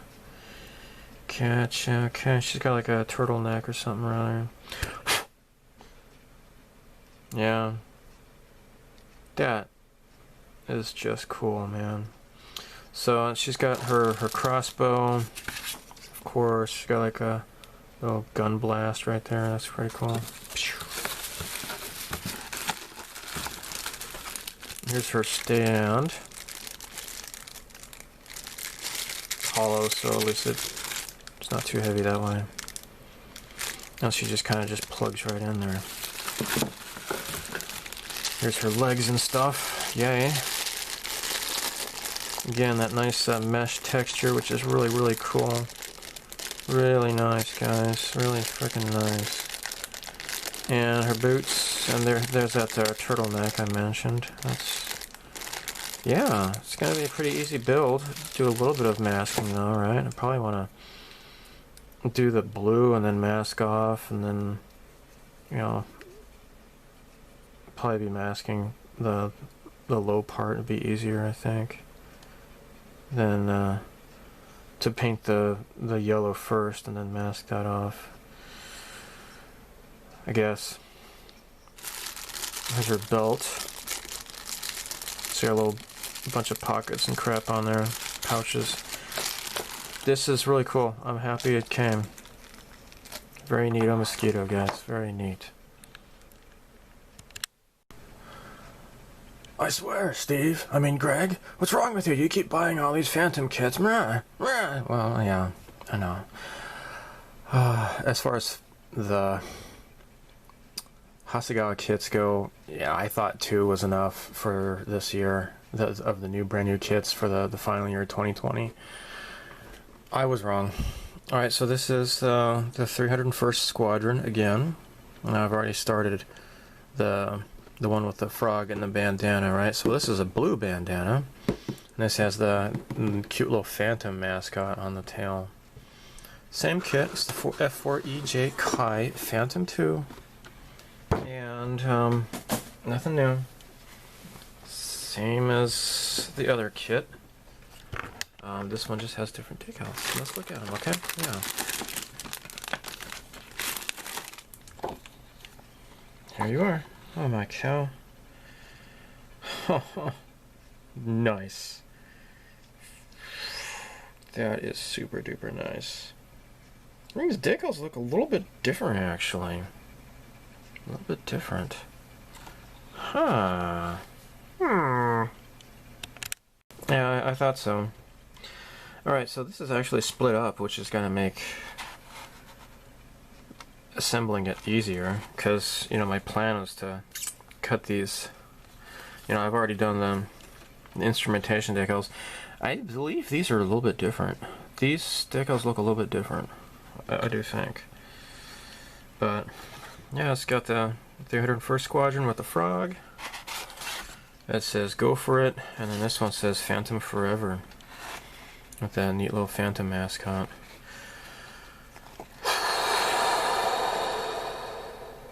So that is exceedingly cool, and it does seem I got some options here. I mean, So you got this. Are these go on the wings, maybe? Let's take a look. I've seen a video of this, you know, flying out of the Hokuriku and Ibaraki.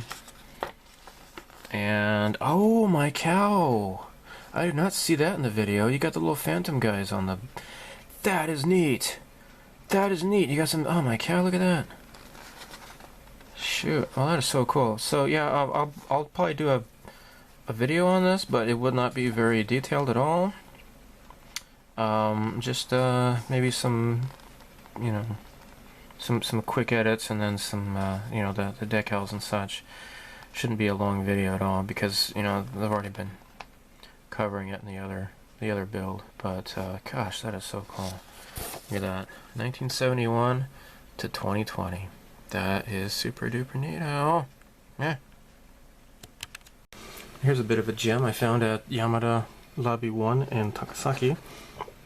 This is the F-15J Air Combat Meet 2013 Panda Bear Squadron here, and I was kind of surprised that they even had this, because it's been around for several years and it's a limited edition, and they still had it. And you might be thinking, oh wait a minute, don't you have a model like that?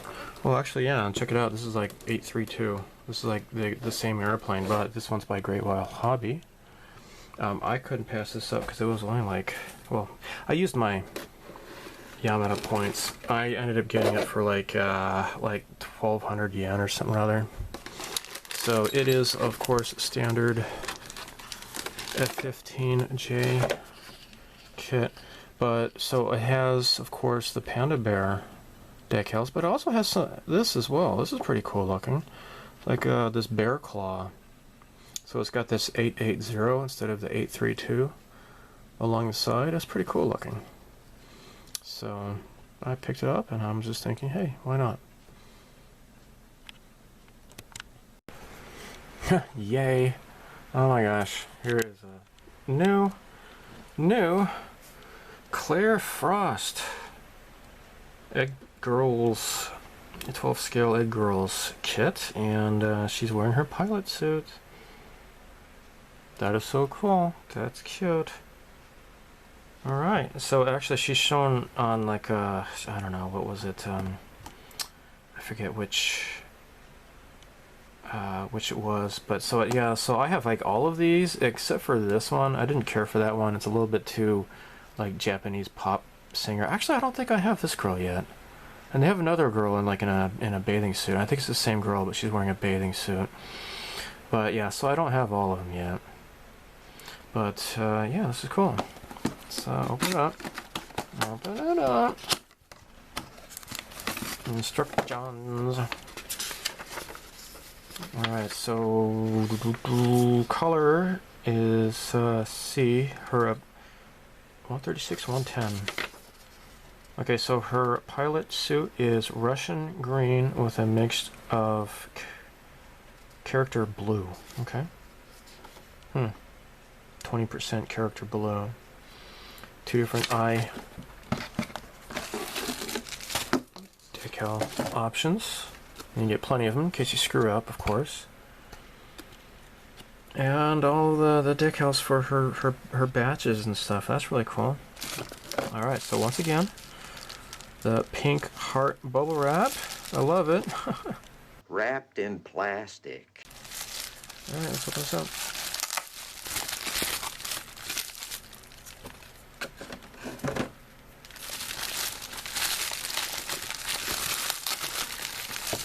Oh my gosh! Nice! Nice! So, yeah, nice and chunky and big parts, right? Because she's wearing that flight suit. And obviously this is the back of her hair. And we got her arm here. Yeah, so the other arm is up, right? It's attached. Then you glue the other arm into place, and here's her head, her face, and her top of her hair. That's great. It's gonna be pretty easy to put together, looks like. Yeah, really, really nice. That's cool. Supplies! Got some Hasegawa tri-tools. So actually I saw a video by, what's this, Scale Hanger 182, and it was a video of like all the neat crap he's gotten from Tokyo Model Detective. So yeah, of course I can get this stuff anywhere, right? Or not anywhere, but you know, regular hobby shops here in Japan. And if you want to get a hold of this kind of stuff, reach out to Darren at Tokyo Model Detective. He's got a YouTube channel, he's on Facepalm, he's everywhere, I guess. So yeah, he can hook you up with this kind of stuff, right? I really can't tell you about HLJ, like currently, I think, because of all this virus scare. I don't think they can ship anything anywhere. If you live in North America, then I guess you're screwed. But yeah, so outside of North America, well, I can't say totally North America, because Mexico's okay. I'm talking about the United States and I possibly Canada. I'm not sure. But yeah, I've sent some stuff to some people in the UK, and it's taken a long time, but they finally got it. Anyhow, I'll stop rambling. This is Hasegawa tri-tool. This has a stainless edge. Check this out. It's metal edge. That's really cool. So it's a clear ruler. Very nice. Now, unfortunately, there's no metal edge on this side here. That is unfortunate. But yeah, this is pretty cool. So Hasegawa tri-tool TT40. I got this. This is clear smoke finish.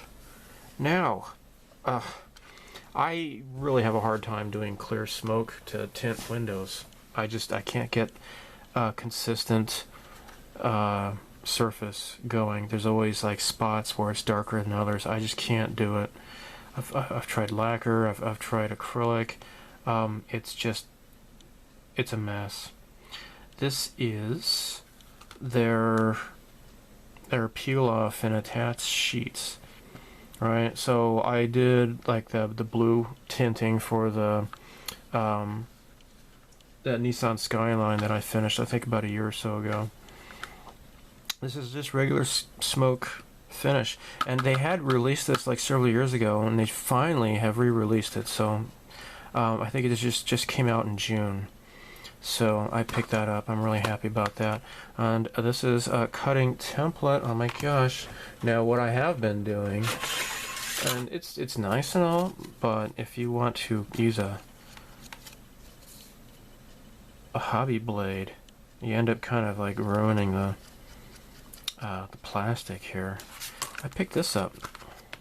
This is cutting template C. Now I have another cutting template, but it's a different one. These are circles, and let me tell you, I'm happy about this. And oh yeah, look at that! It's got like a ruler along the edge here too. That's fantastic. Let's totally take this off. That's cool, guys. And let's open this guy up.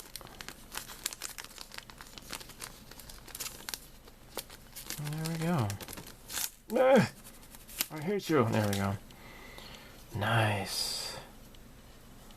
So yeah, got the nice ruler along the edge, and you get plenty of circles to cut out, and I don't have to worry about my knife ruining the edge because it's metal. And oh, look at that, you got like a half circle here. That's pretty cool. Interesting. I'm not sure what that's about. It's a weird little circle,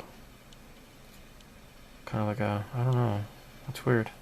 I'm not sure what that's about.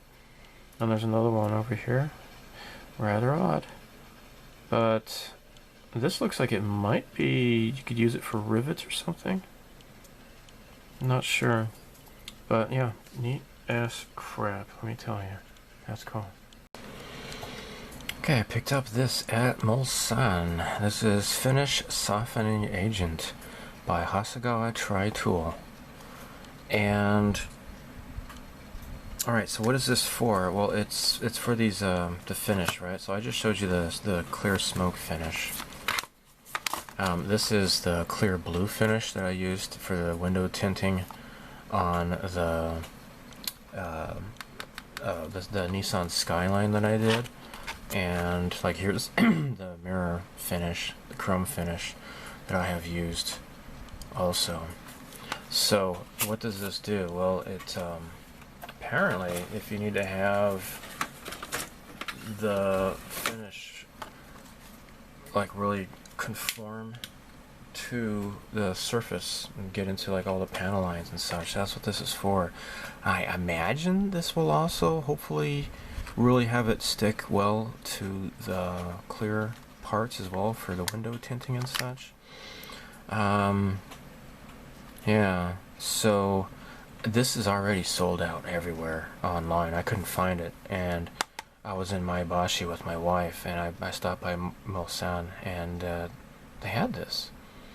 So, interesting though, it says right here, it says you can also use this for decals as well.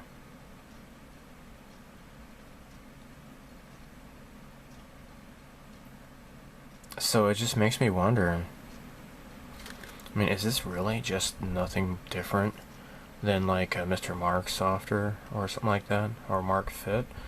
I don't know. I don't know. So maybe I spent money on something I didn't really need after all. I don't know. It's only 720 yen, but kind of made me wonder about that. Another thing I got. This is by Gaia Notes. This is a putty stick. And so you can use it for stirring up and also for when you apply it, and apparently you can just peel the crap off real easily. So let's open this up here. It comes with two types. There's like a straight edge and then a curved edge. Okay. So here we go. So this is like, you can use this as a knife for, you know, if you got the,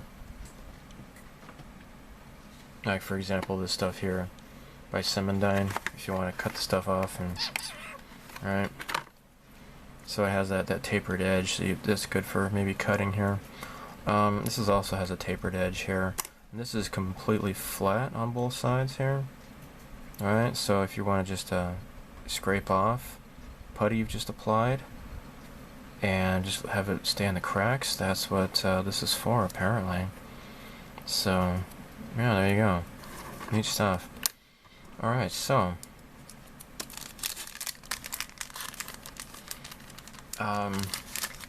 upcoming projects.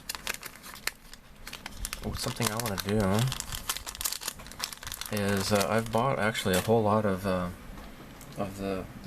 paints, the new Hobby Aqueous paints, and so yeah, here's the Nissan Cube, and I want to do this with,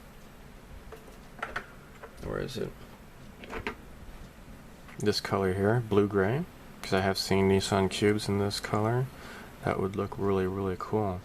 So this is the brand new Hobby Aqueous. I have been getting a bunch of views on that, right? On that, those test spoons that I did. So I want to make a model of just using mostly the Hobby Aqueous. So I've got a bunch more of these, right? So this is number 1 white. This is 12 flat black. Here's number 18 steel.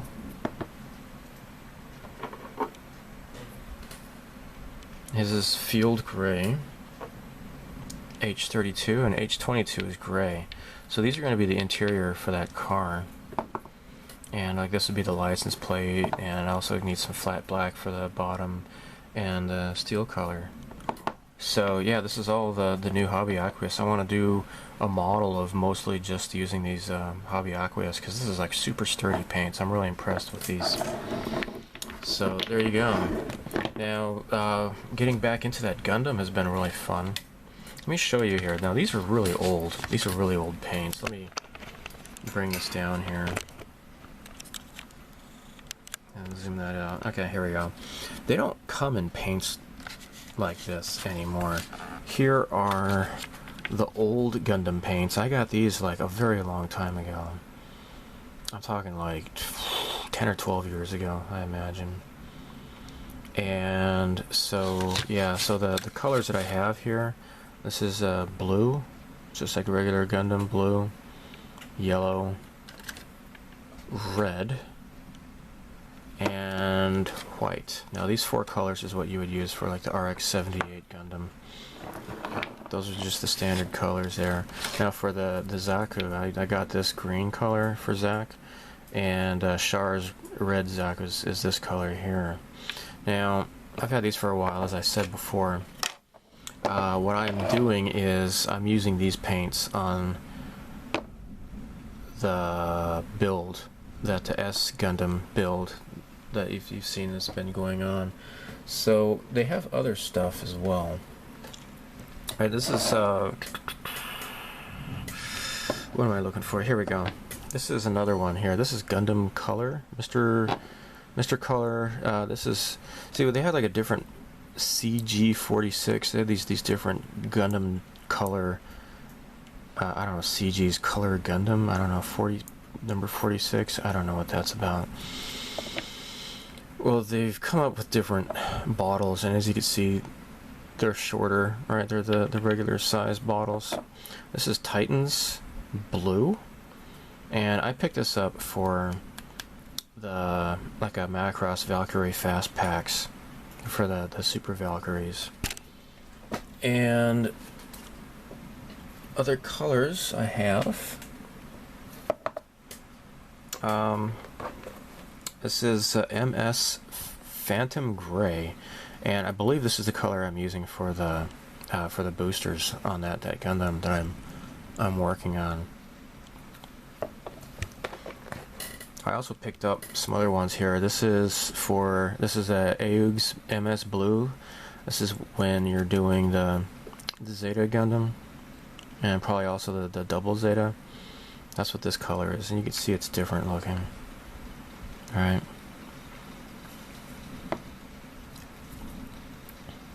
MS Light Blue. I'm not sure what this is for, actually. I picked this up because I just like the color. And, you know, like, what the hell. So, yeah, you can see here, this is like UG13, UG14, UG16, UG15, blah, blah, blah. And something else. This is for Gundam Color for Builders. I don't know if this is for their Build Fighters line or not, but see, it's got a totally different numbering system here. MS065 Pink. Anime color? I'm not sure what the MS06... Oh, that's a S, I think. MS06S? I don't know, is that the Gilgoog? I'm not sure. I got this because this is kind of like a Gilgoog kind of a color for Char, kinda, because it was kind of like a pinkish red. But yeah. Neat stuff. So, talking about paints.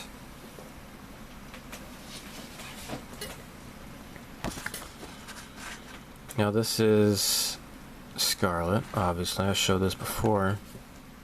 I got it figured out. Now this same paint here that I was going to use to do the Nissan Cube, I could definitely use this for the blue grayish pants, the bodysuit that she wears. Orange yellow. I think this is a really good match for that. I don't know, what do you think? I'm colorblind, so yeah, I think that would be a pretty good match though, because it is an orange. I thought it was like a lime green, like a very light green, but I guess it's not. So, but yeah, I think these two colors would be great for her hair. I don't know what I would do with that. Maybe use do like a really light brown, and then like go over it with like a clear red, perhaps. Not sure what I might do with that, but yeah, that's that. So with all that out of the way, I think I'll just go ahead and get into YouTube comments.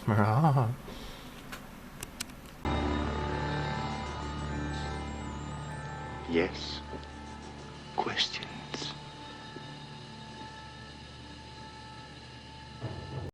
Admiral Jetro asks, I'm wondering, what tool are you using to cut out the pieces out of the model? I want to get into model building. Well, that makes me happy. I'm always happy to hear people getting into the hobby. That definitely makes me happy. And it makes me feel good when other people have told me that I've inspired them to get into the hobby. This is the first cutter I got. It's crap. I got this at like a hobby store in Arizona when I lived there, and it pretty much sucks. This is made in India. Just not a really good cutter at all, and just really nominal. Anyhow, this is the first thing I got. This is Tamiya's side cutter. And this is, I mean, just look at the difference in the cutting ability. I mean, this is like much pointier, a lot more accurate, a lot sharper. It's really nice, okay? I got this quite a long time ago. I can't remember if I got this at Andy's Hobby headquarters when I used to live in Arizona, or perhaps I got this when I visited the Tamiya store in Shinbashi in Tokyo. I don't know. But I've had this for quite a long time, and it serviced me well.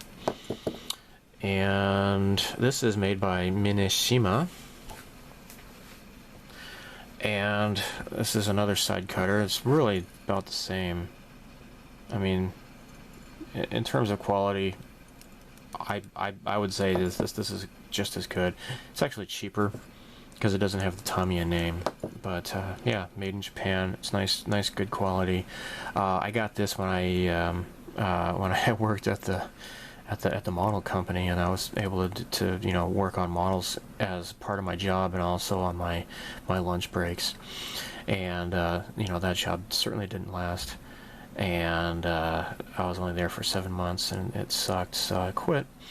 But anyhow, that's why I got this. Now, my boss was a jerk, but my team lead, when I worked at Alshima, he gave me another set of cutters. I can't remember what they're called. They're made by a Taiwanese company. Those are the ones I have at my in-laws. I have a model supply stash at my in-laws as well. But anyhow, that's what I have. So I have 3 of these, and they're pretty nice. Now, God Hand, of course, they're like super nice quality. If you're just getting into the hobby, don't go out of your way to buy something like that. But I've heard that they just cut through the plastic like a hot knife through butter, and I'm sure they're really nice. But for now, whatever. Maybe I might get one of those later.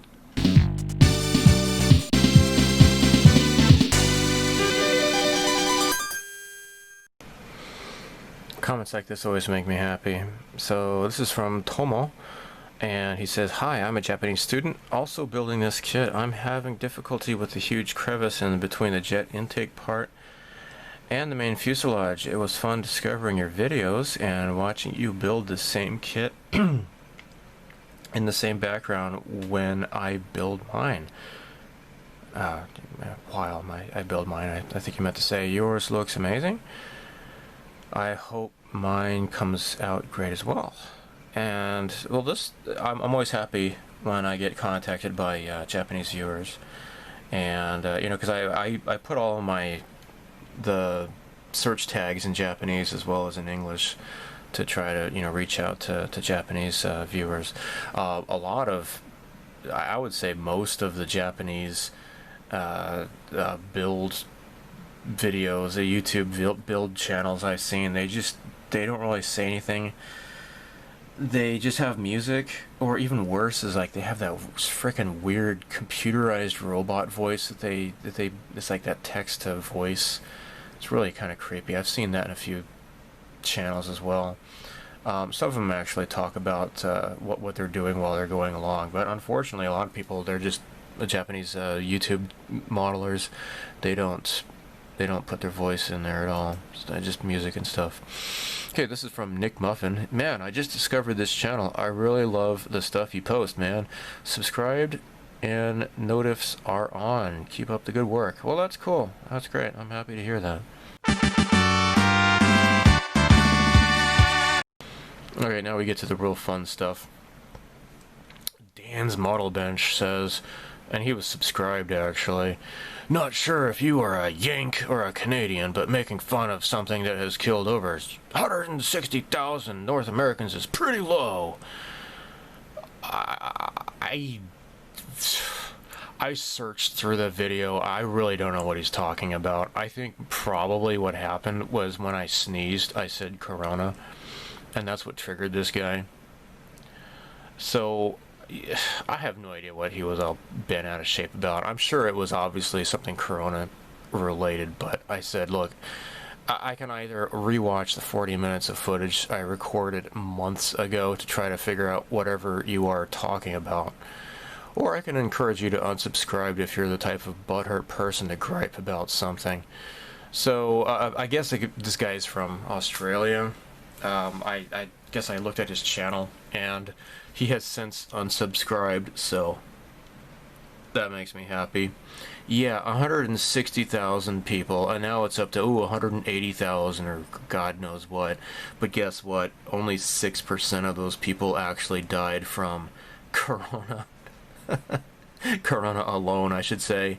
The other people, I guess you can, you know, anything from heart attacks to like kidney failure to you know, car accidents, and oh well, that person had a bit of a sniffle, so we're just gonna count it as Corona.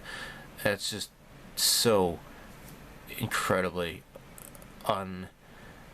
unscrupulous to do so, but that's what they do. Anyhow, I'll get back to that later in the stuff and things section. Okay, so this is what I had talked about. You know, how is it that they can rapidly censor all discussion on hydroxychloroquine?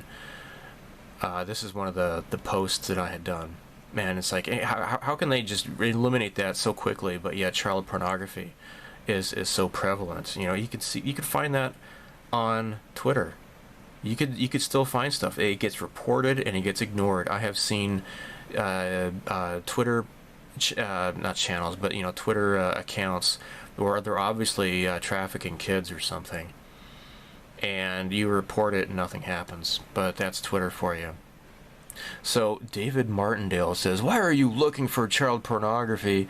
As for, okay, I'm not looking for child pornography. Why?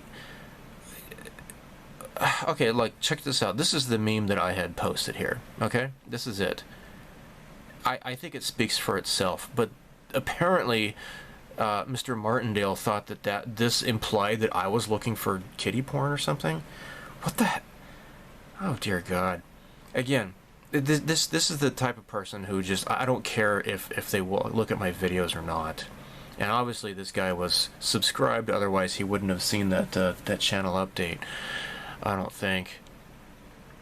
And Pegasus Republic, he's got my back. He said, you dingus. The point is, if the media can virtually remove the doctor's video from the internet, why don't they get rid of child porn?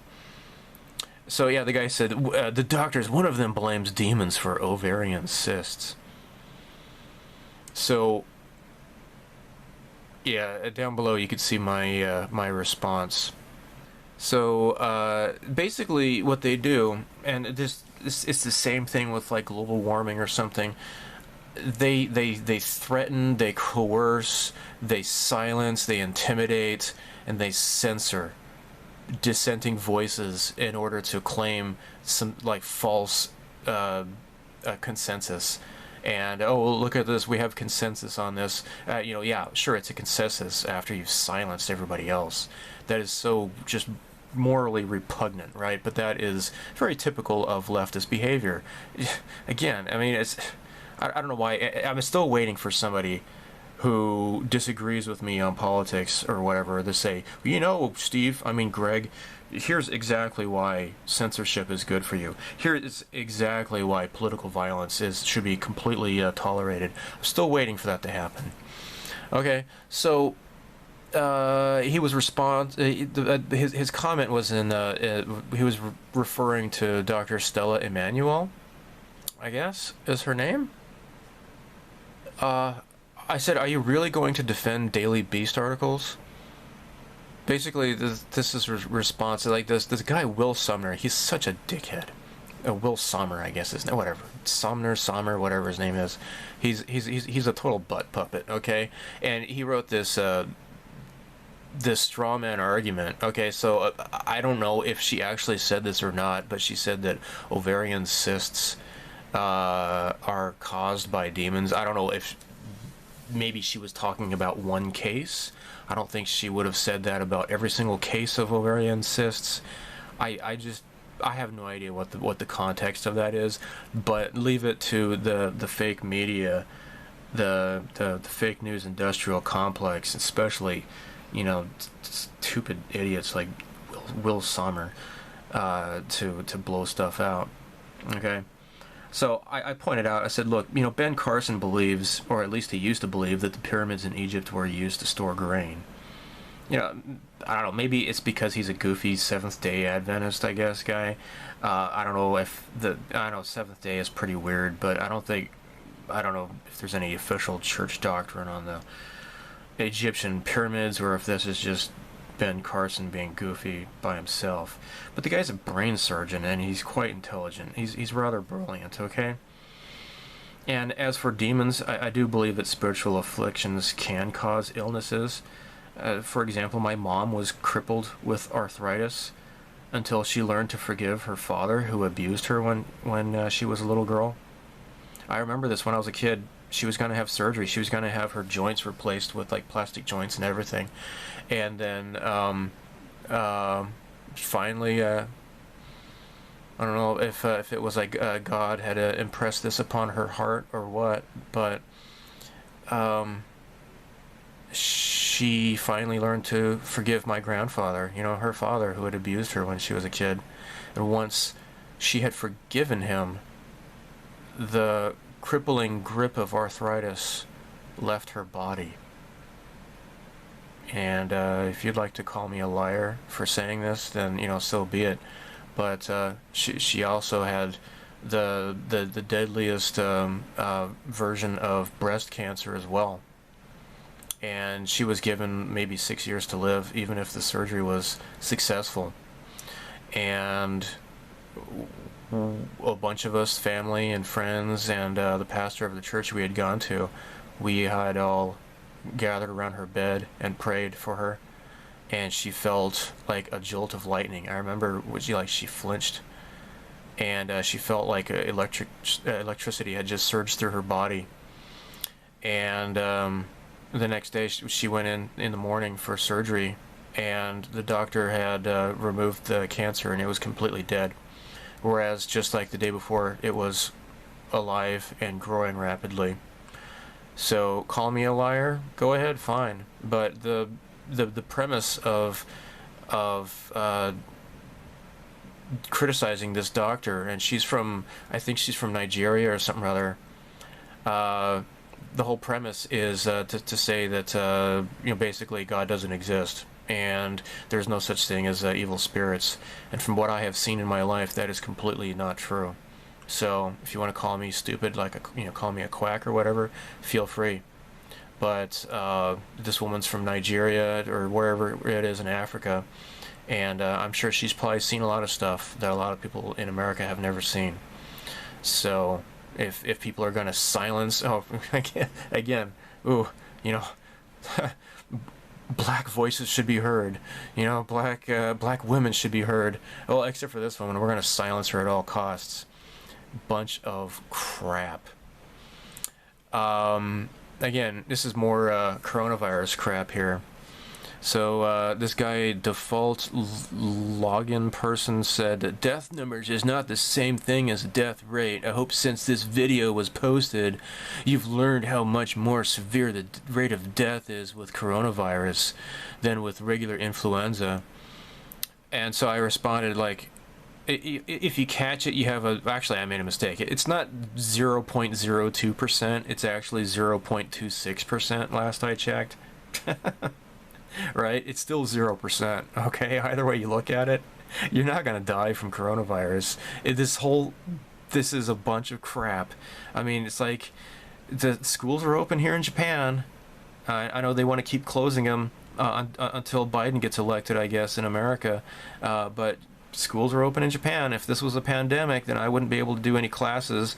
Well, you know, you couldn't hear your own voice over the sound of, like, you know, dead bodies, you know, thudding on the floor or whatever. That's what a pandemic is. It's not nearly 3%, let alone 5%. There have not been millions of deaths. And again, 6%, dorks, 6%. And, well, yeah, I might as well just get right into stuff and things at this moment here.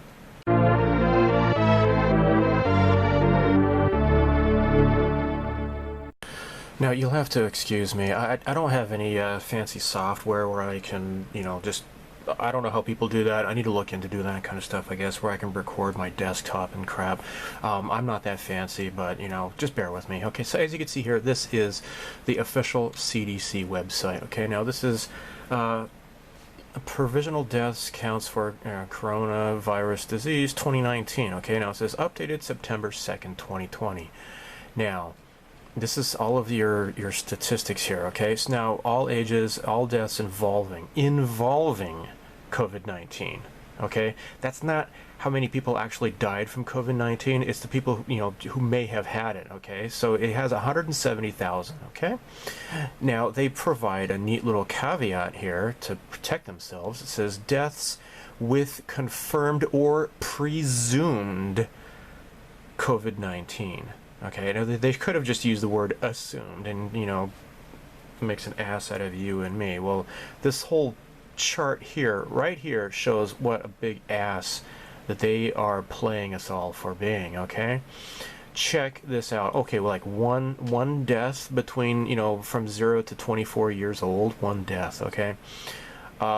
This, as you can see here, with this, it spikes in April and it goes way down. This is like almost to 0 here. And you want me to be scared, and I'm gonna just like, oh, okay, yeah, I'm gonna wear a mask all the time. We all need to wear masks, and just so that they can try to like psychologically traumatize everybody, so that, you know, to get them to vote for a creepy kid sniffer. Sorry. People are going to be, oh, that man's not wearing a mask, and get him, or that Jew is not wearing a gold star, get him, or in Islam, it's like, that woman is not wearing a hijab, stone her. It's the same mental slavery. Now, place of death, yeah, I don't care about that. All right, comorbidities. Now, this is making the big news here. It says right here, for 6% of the deaths, COVID-19 was the only cause mentioned.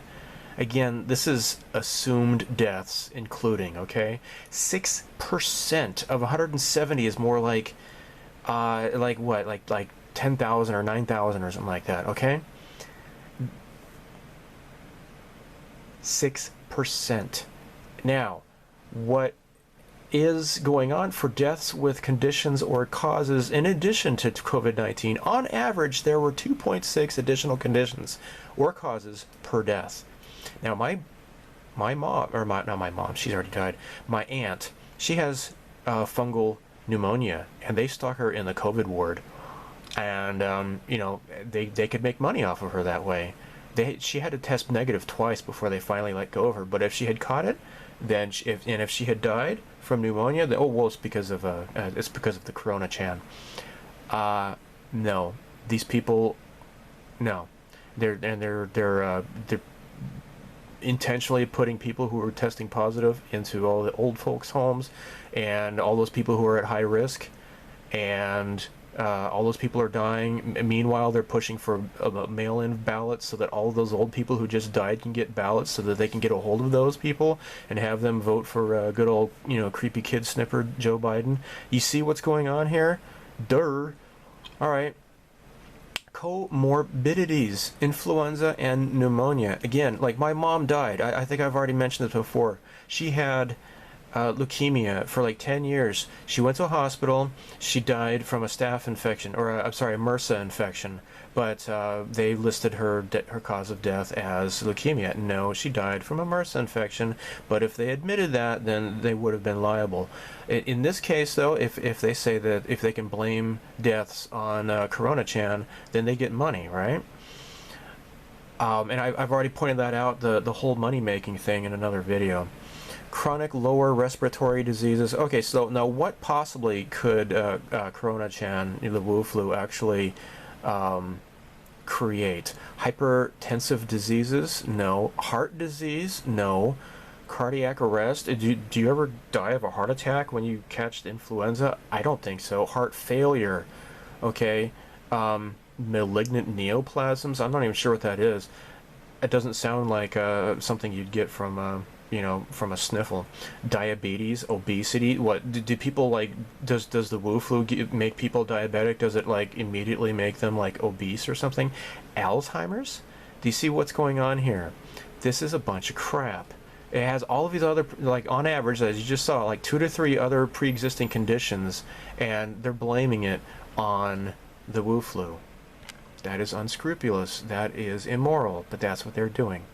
Alright, now this video is getting kind of long, so I'm going to try to just breeze through a lot of this stuff. Okay, this is on a global research. This is a Canadian website. Manufactured pandemic testing people for any strain of a coronavirus, not specifically for COVID-19. This is an anonymous whistleblower posting on a forum. It says, I work in the healthcare field. Here's the problem. We are testing people for any strain of a coronavirus, not specifically for COVID-19. That would very much include a whole lot of people who do not have COVID-19, but they just caught a sniffle or something like that. And that is a big problem. And this is something that people have been talking about for quite a while. The testing is really not reliable, guys. Now, this is an interesting article. This is the inventor of the PCR test kit. He himself says that this is not an accurate way. So, how does the PCR test kit work? It should never be used in as a tool in the diagnosis of infectious diseases. The PCR basically takes a sample of your cells and amplifies any DNA to look for viral sequences, i.e. bits of non-human DNA that seems to match parts of a known viral genome. The problem is the test is known not to work. It uses amplification, which means taking a very, very tiny amount of DNA and growing it exponentially until it can be analyzed. Obviously, any minute contaminations in the sample will also be amplified, leading to potentially gross errors of discovery. The article is interesting here because the man who invented the PCR test and who won a Nobel Prize for it has challenged the notion that AIDS is caused by HIV. And here we come full circle, though, because the man responsible for this idea that AIDS comes from HIV virus is none other than Dr. Fauci, the same man who was responsible for shutting down the American economy. This is the same Italian Keebler elf who said back in March that there was no reason why any healthy person should wear a mask, and then he changed his tune and started spouting out pro-mask propaganda. Found out about this from none other than the incredibly awesome Dr. Shiva. I've mentioned him before. He is so cool. I really, really hope. I think he's been shafted again by the corrupt Massachusetts GOP, and I really hope he can still win and do some good in the government. This article here, brilliant Dr. Shiva and the inventor of email, outlines connections between Bill Gates, Dr. Fauci, the WHO, and the CDC relevant to the coronavirus pandemic. This is all, it's just we're watching like a Mongolian clusterfuck. I mean, all these people are all connected together, and it's all coming together. It's just, it's insane. Check this out. New research suggests asymptomatic COVID-19 spread is comparatively rare. Now, this is the premise that we should all be wearing masks, is because, we were told early on that you could be asymptomatic for like up to 2 weeks and you could be spreading the virus around. Well, now it's turning out that that's actually not the case. Asymptomatic COVID-19 people are not spreading it. So why are we wearing masks? This is stupid. This whole thing is completely deceptive and dishonest. Like, look, check this out. Florida health officials Florida health officer labels motorcycle crash victim as a coronavirus death. This is what we've been going on about. This is, you could die of a heart attack, and then, oh look, oh, he had a sniffle, so then therefore it's corona. No, he died of a heart attack. You guys are completely lying. Even the frickin' New York Times is, I mean, they're actually showing a bit of honesty here. Check this out. Your coronavirus test is positive. Maybe it shouldn't be. The usual diagnostic tests may simply be too sensitive and too slow to contain the spread of the virus. And get this. Okay, the PCR test amplifies genetic matter from the virus in cycles. Now, that this is, going back to what I had already just talked about, that the fewer cycles required, the greater the amount of virus or viral load in the sample. The greater the viral load, the more likely the patient is to be contagious. The number of amplification cycles needed to find the virus, called the cycle threshold, is never included in the results sent to doctors and coronavirus patients, although it could tell them how infectious the patients are. In 3 sets of testing data that includes cycle thresholds compiled by officials in Massachusetts, New York, and Nevada, up to 90% of people testing positive carried barely any virus. A review by The Times found. Oh my gosh, what are the implications of this? The implications are that this is quite a big fraud. I'm not saying that there is no virus or whatever, but this is being blown out of proportion. And check this out. Here's something else. Obama gave $3.7 million grant to sketchy China virology lab. Now this is being confirmed. Now you can check this out, and there's Snopes. Of course, they're going to be debunking it. In case you don't know, Snopes is like a married couple and their obese cat. And actually, I think the woman left because the guy was spending all the money on hookers and stuff, or escort services or whatever.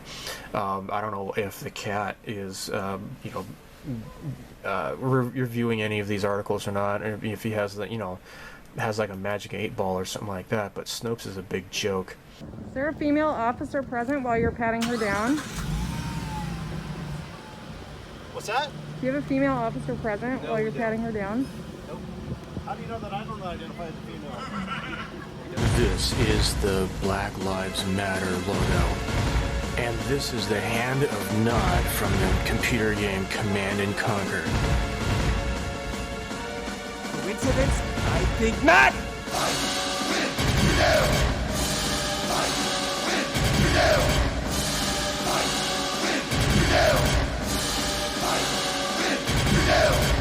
And in case you might be wondering, oh my gosh, Greg, how could you possibly compare Black Lives Matter to like a violent cult bent on domination? Well, isn't that what Black Lives Matter is? I mean, this is a cult. I mean, look at this. Look at this New York Times here.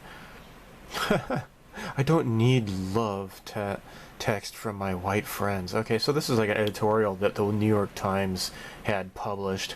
Okay, look at this. So please stop sending #love. Stop sending positive vibes.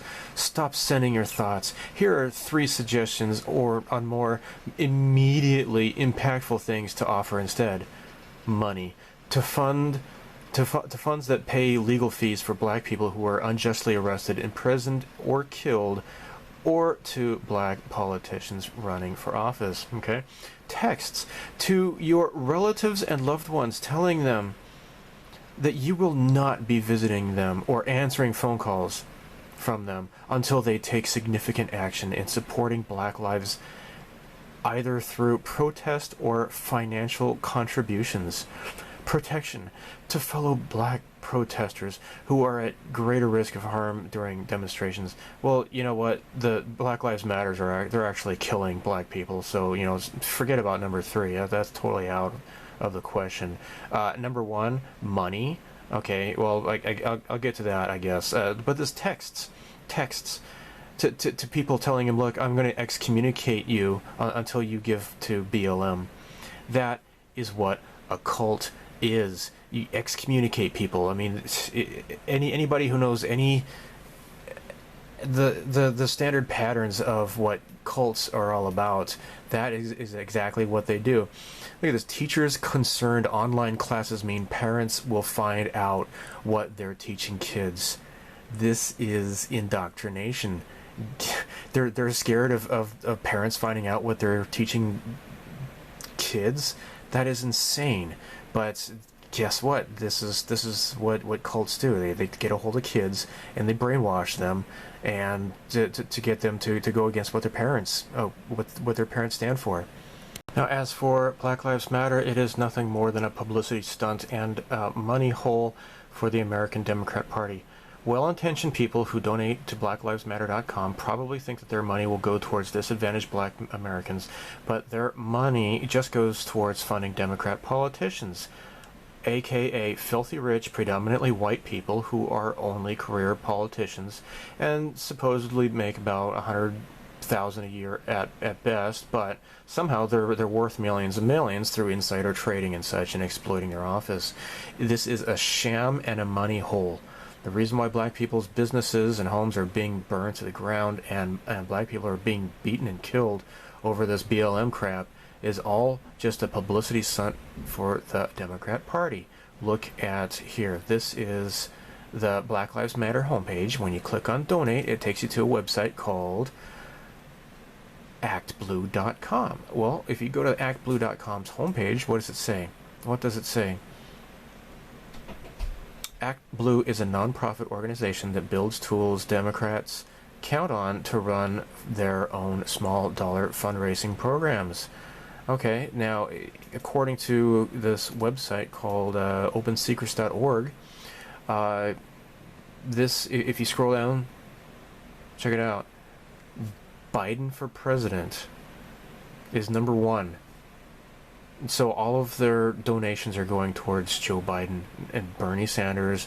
They've donated to Warren, Elizabeth Warren, Pocahontas, Pete Buttigieg, Democrats. It's nothing but Democrats. Friends of Andrew Yang. This is all Democrat stuff. Okay, this money is not going towards black people. This is just a sham. And yet, it is a total cult. Like I just showed you, these people are telling people to just excommunicate your friends and family unless that they virtue signal and show that they're going to submit money to Black Lives Matter, and when they do so, it just goes straight to the Democrat Party. This is a freaking cult. Will the mainstream media admit this? Hell no. No. They are more interested in trying to convince everybody that QAnon is a cult. And, they finally even asked President Trump about QAnon, and this is what he had to say. During the pandemic, the QAnon movement appears to be gaining a lot of followers. Can you talk about what you think about that and what you have to say to people who are following this movement right now? Well, I don't know much about the movement other than I understand they like me very much, which I appreciate. But I don't know much about the movement. I have heard that it is gaining in popularity, and from what I've heard, these are people that when they watch the streets of Portland, when they watch what happened in New York City in just the last 6 or 7 months, but this was starting even 4 years ago when I came here, almost 4 years, can you believe it? These are people that don't like seeing what's going on in places like Portland and places like Chicago and New York and other cities and states. And I've heard these are people that love our country and they just don't like seeing it. So I don't know really anything about it other than they do supposedly like me, and they also would like to see problems in these areas, like especially the areas that we're talking about, go away, because there's no reason the Democrats can't run a city. And if they can't, we will send in all of the federal, whether it's troops or law enforcement, whatever they'd like. We'll send them in. We'll straighten out their problem in 24 hours or less. Okay? Well, just real quick, at the crux of the theory is this belief that you are secretly saving the world from this satanic cult of pedophiles and cannibals. Does that sound like something you are behind? Or Well, I haven't heard that, but is that supposed to be a bad thing or a good thing? I mean, if I can help save the world from problems, I'm willing to do it. I'm willing to put myself out there, and we are actually. We're saving the world from a radical left philosophy that will destroy this country, and when this country is gone, the rest of the world would follow. The rest of the world would follow. That's the importance of this country. I love it. It's so funny. It's so they asked him directly about QAnon, and if he says, "Oh yeah, QAnon's great," then all they have to do is just have one of their wind-up toy idiots, go on a shooting rampage and claiming it's Q, just like they had that mafia, the guy who shot the mafia kingpin had Q written on his hand and such. It's just too easy. That's just to set it up for a false flag. So this is kind of a plausible deniability, but it's funny in his response, though, he quotes what a Q plus. Okay, so if you're not really familiar, Q, we don't really know exactly who it is. I mean, if we have some suspicions or whatever, but Q plus is obviously Trump. And what does this say here? If America falls, the world falls. Now, if you are familiar with the Yuri Bezmenov, from the 80s, and that's making quite a lot of rounds on the internet now. They want you to divide it. Now, you listen to this, you tell me if this is what a cult sounds like. Division is man-made. Division is designed to keep you powerless. Division is designed to keep you fighting each other. Division is designed to keep you enslaved. The narrative has you. No one person is above another. Unity is strength. Unity is love. Unity is humanity.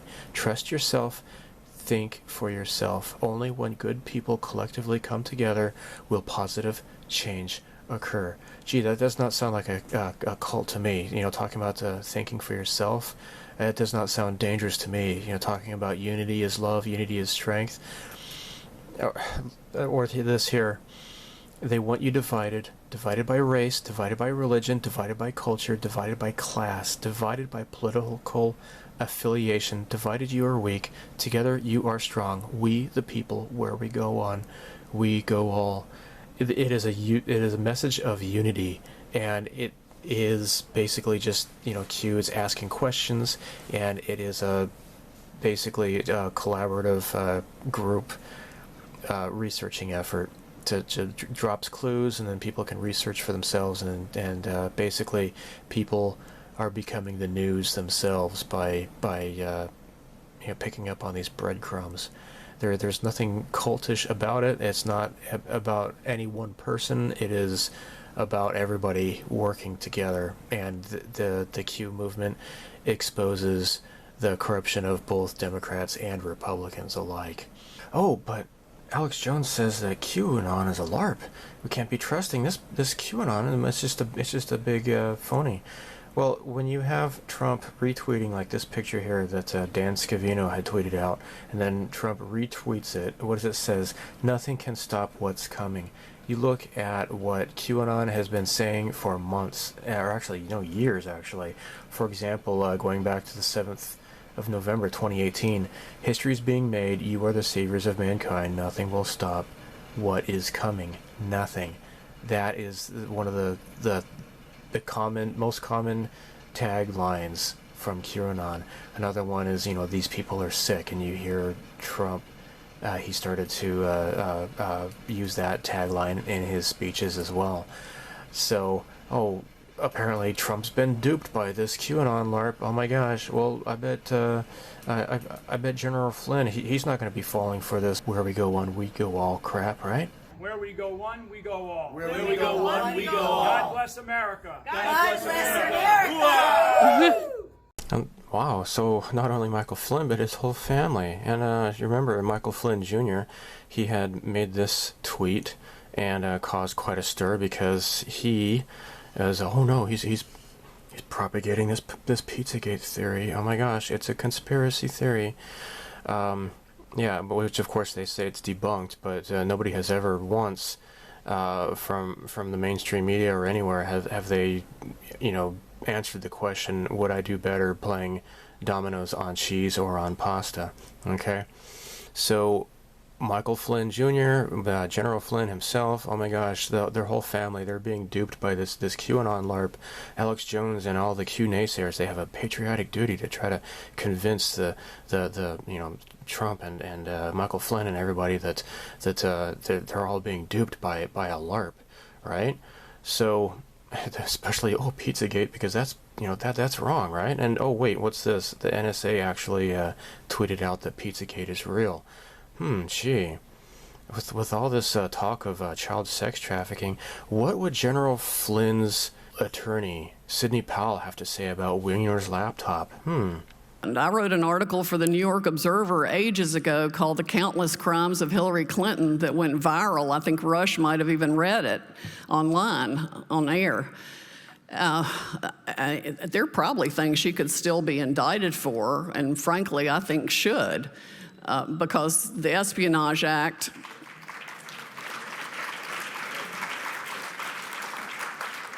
very clear violations of the Espionage Act and really no issue about intent despite President Obama proclaiming otherwise. And of course, you realize the reason that Hillary had to be protected was because he was writing her on that secret server using an alias, which shows that he damn well knew and had approved in advance her use of the secret unsecured server. On top of that, there's the Anthony Weiner laptop, which I don't know if you heard this. I wrote an article about that too. 675,000 Clinton emails when they got Anthony Weiner's laptop in a search warrant because of all his sex perversion issues. It was all the Clinton emails, the Clinton Foundation, her Secretary of State emails, Huma Abedin's emails. Lots of people emailed Huma as a proxy for Hillary, and it included what Comey called the sorry, I must wave my hands more than most people. The golden emails, because they were the BlackBerry backup emails that they were supposedly just looking for everywhere very diligently. Well, guess what they did when they found them on the Weiner laptop? They got a search warrant for things that didn't include the BlackBerry backup emails. So when they told us, when he stood there and said that day, oh, you know, we've reviewed all the emails now, there's nothing there, that was a bald-faced lie. They specifically did not look at the BlackBerry backups, and they didn't look at a fraction of the emails on Anthony Weiner's laptop. So one of the things, if I were the president, I'd do is demand the Anthony Weiner laptop and get it to the most trusted person in the military to take apart everything on it and then start using it. There's a lot that can be prosecuted, I have no doubt, on that laptop. In fact, I heard that the New York police officers who saw some of it, even though they're hardened investigators, literally had to go throw up. It's bad. All right, so check this out. This is on justice.gov. This is the Office of the Inspector General, the OIG, U.S. Department of Justice. Here we go. Oversight, Integrity, Guidance, a review of various actions by the Federal Bureau of Investigation and Department of Justice in advance of the 2016 election. Okay, this was from June 2018. You know, this is a very long document, so tell you what, let's just go all the way to page 294. Oops, went too far. Alright, one more page up. Alright, this is page 294. Alright, so Coleman's notes from October 4th contain the following entry. Anthony Weiner. Sick, that means that they misspelled it, I guess. Alright, so Weiner texting to a 15-year-old, sexually explicit. And it's kind of weird how all these people hanging out with Hillary and Bill Clinton, how they're all, you know, a bunch of pedophiles. What a coincidence that is. I mean, gosh. Yeah. Okay.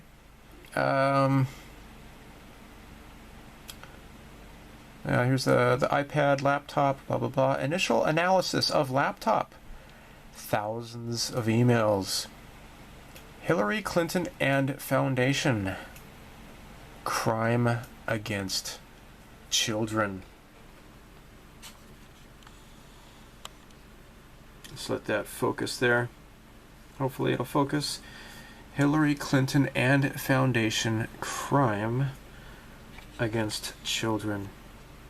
Now, for any self-styled, self-proclaiming liberals who just can't understand why that stupid guy Greg, just can't shut up about Hillary Clinton in the 2016 election, maybe this might start to give you a bit of an idea of what's going on. This has nothing to do with, oh, it's a good thing that she was that she was defeated in the election because now our side is our side is the side of liberty. By now, if you still don't get it, do a search for a woman named Laura Silsby. This woman was caught in Haiti during the great Haiti earthquake.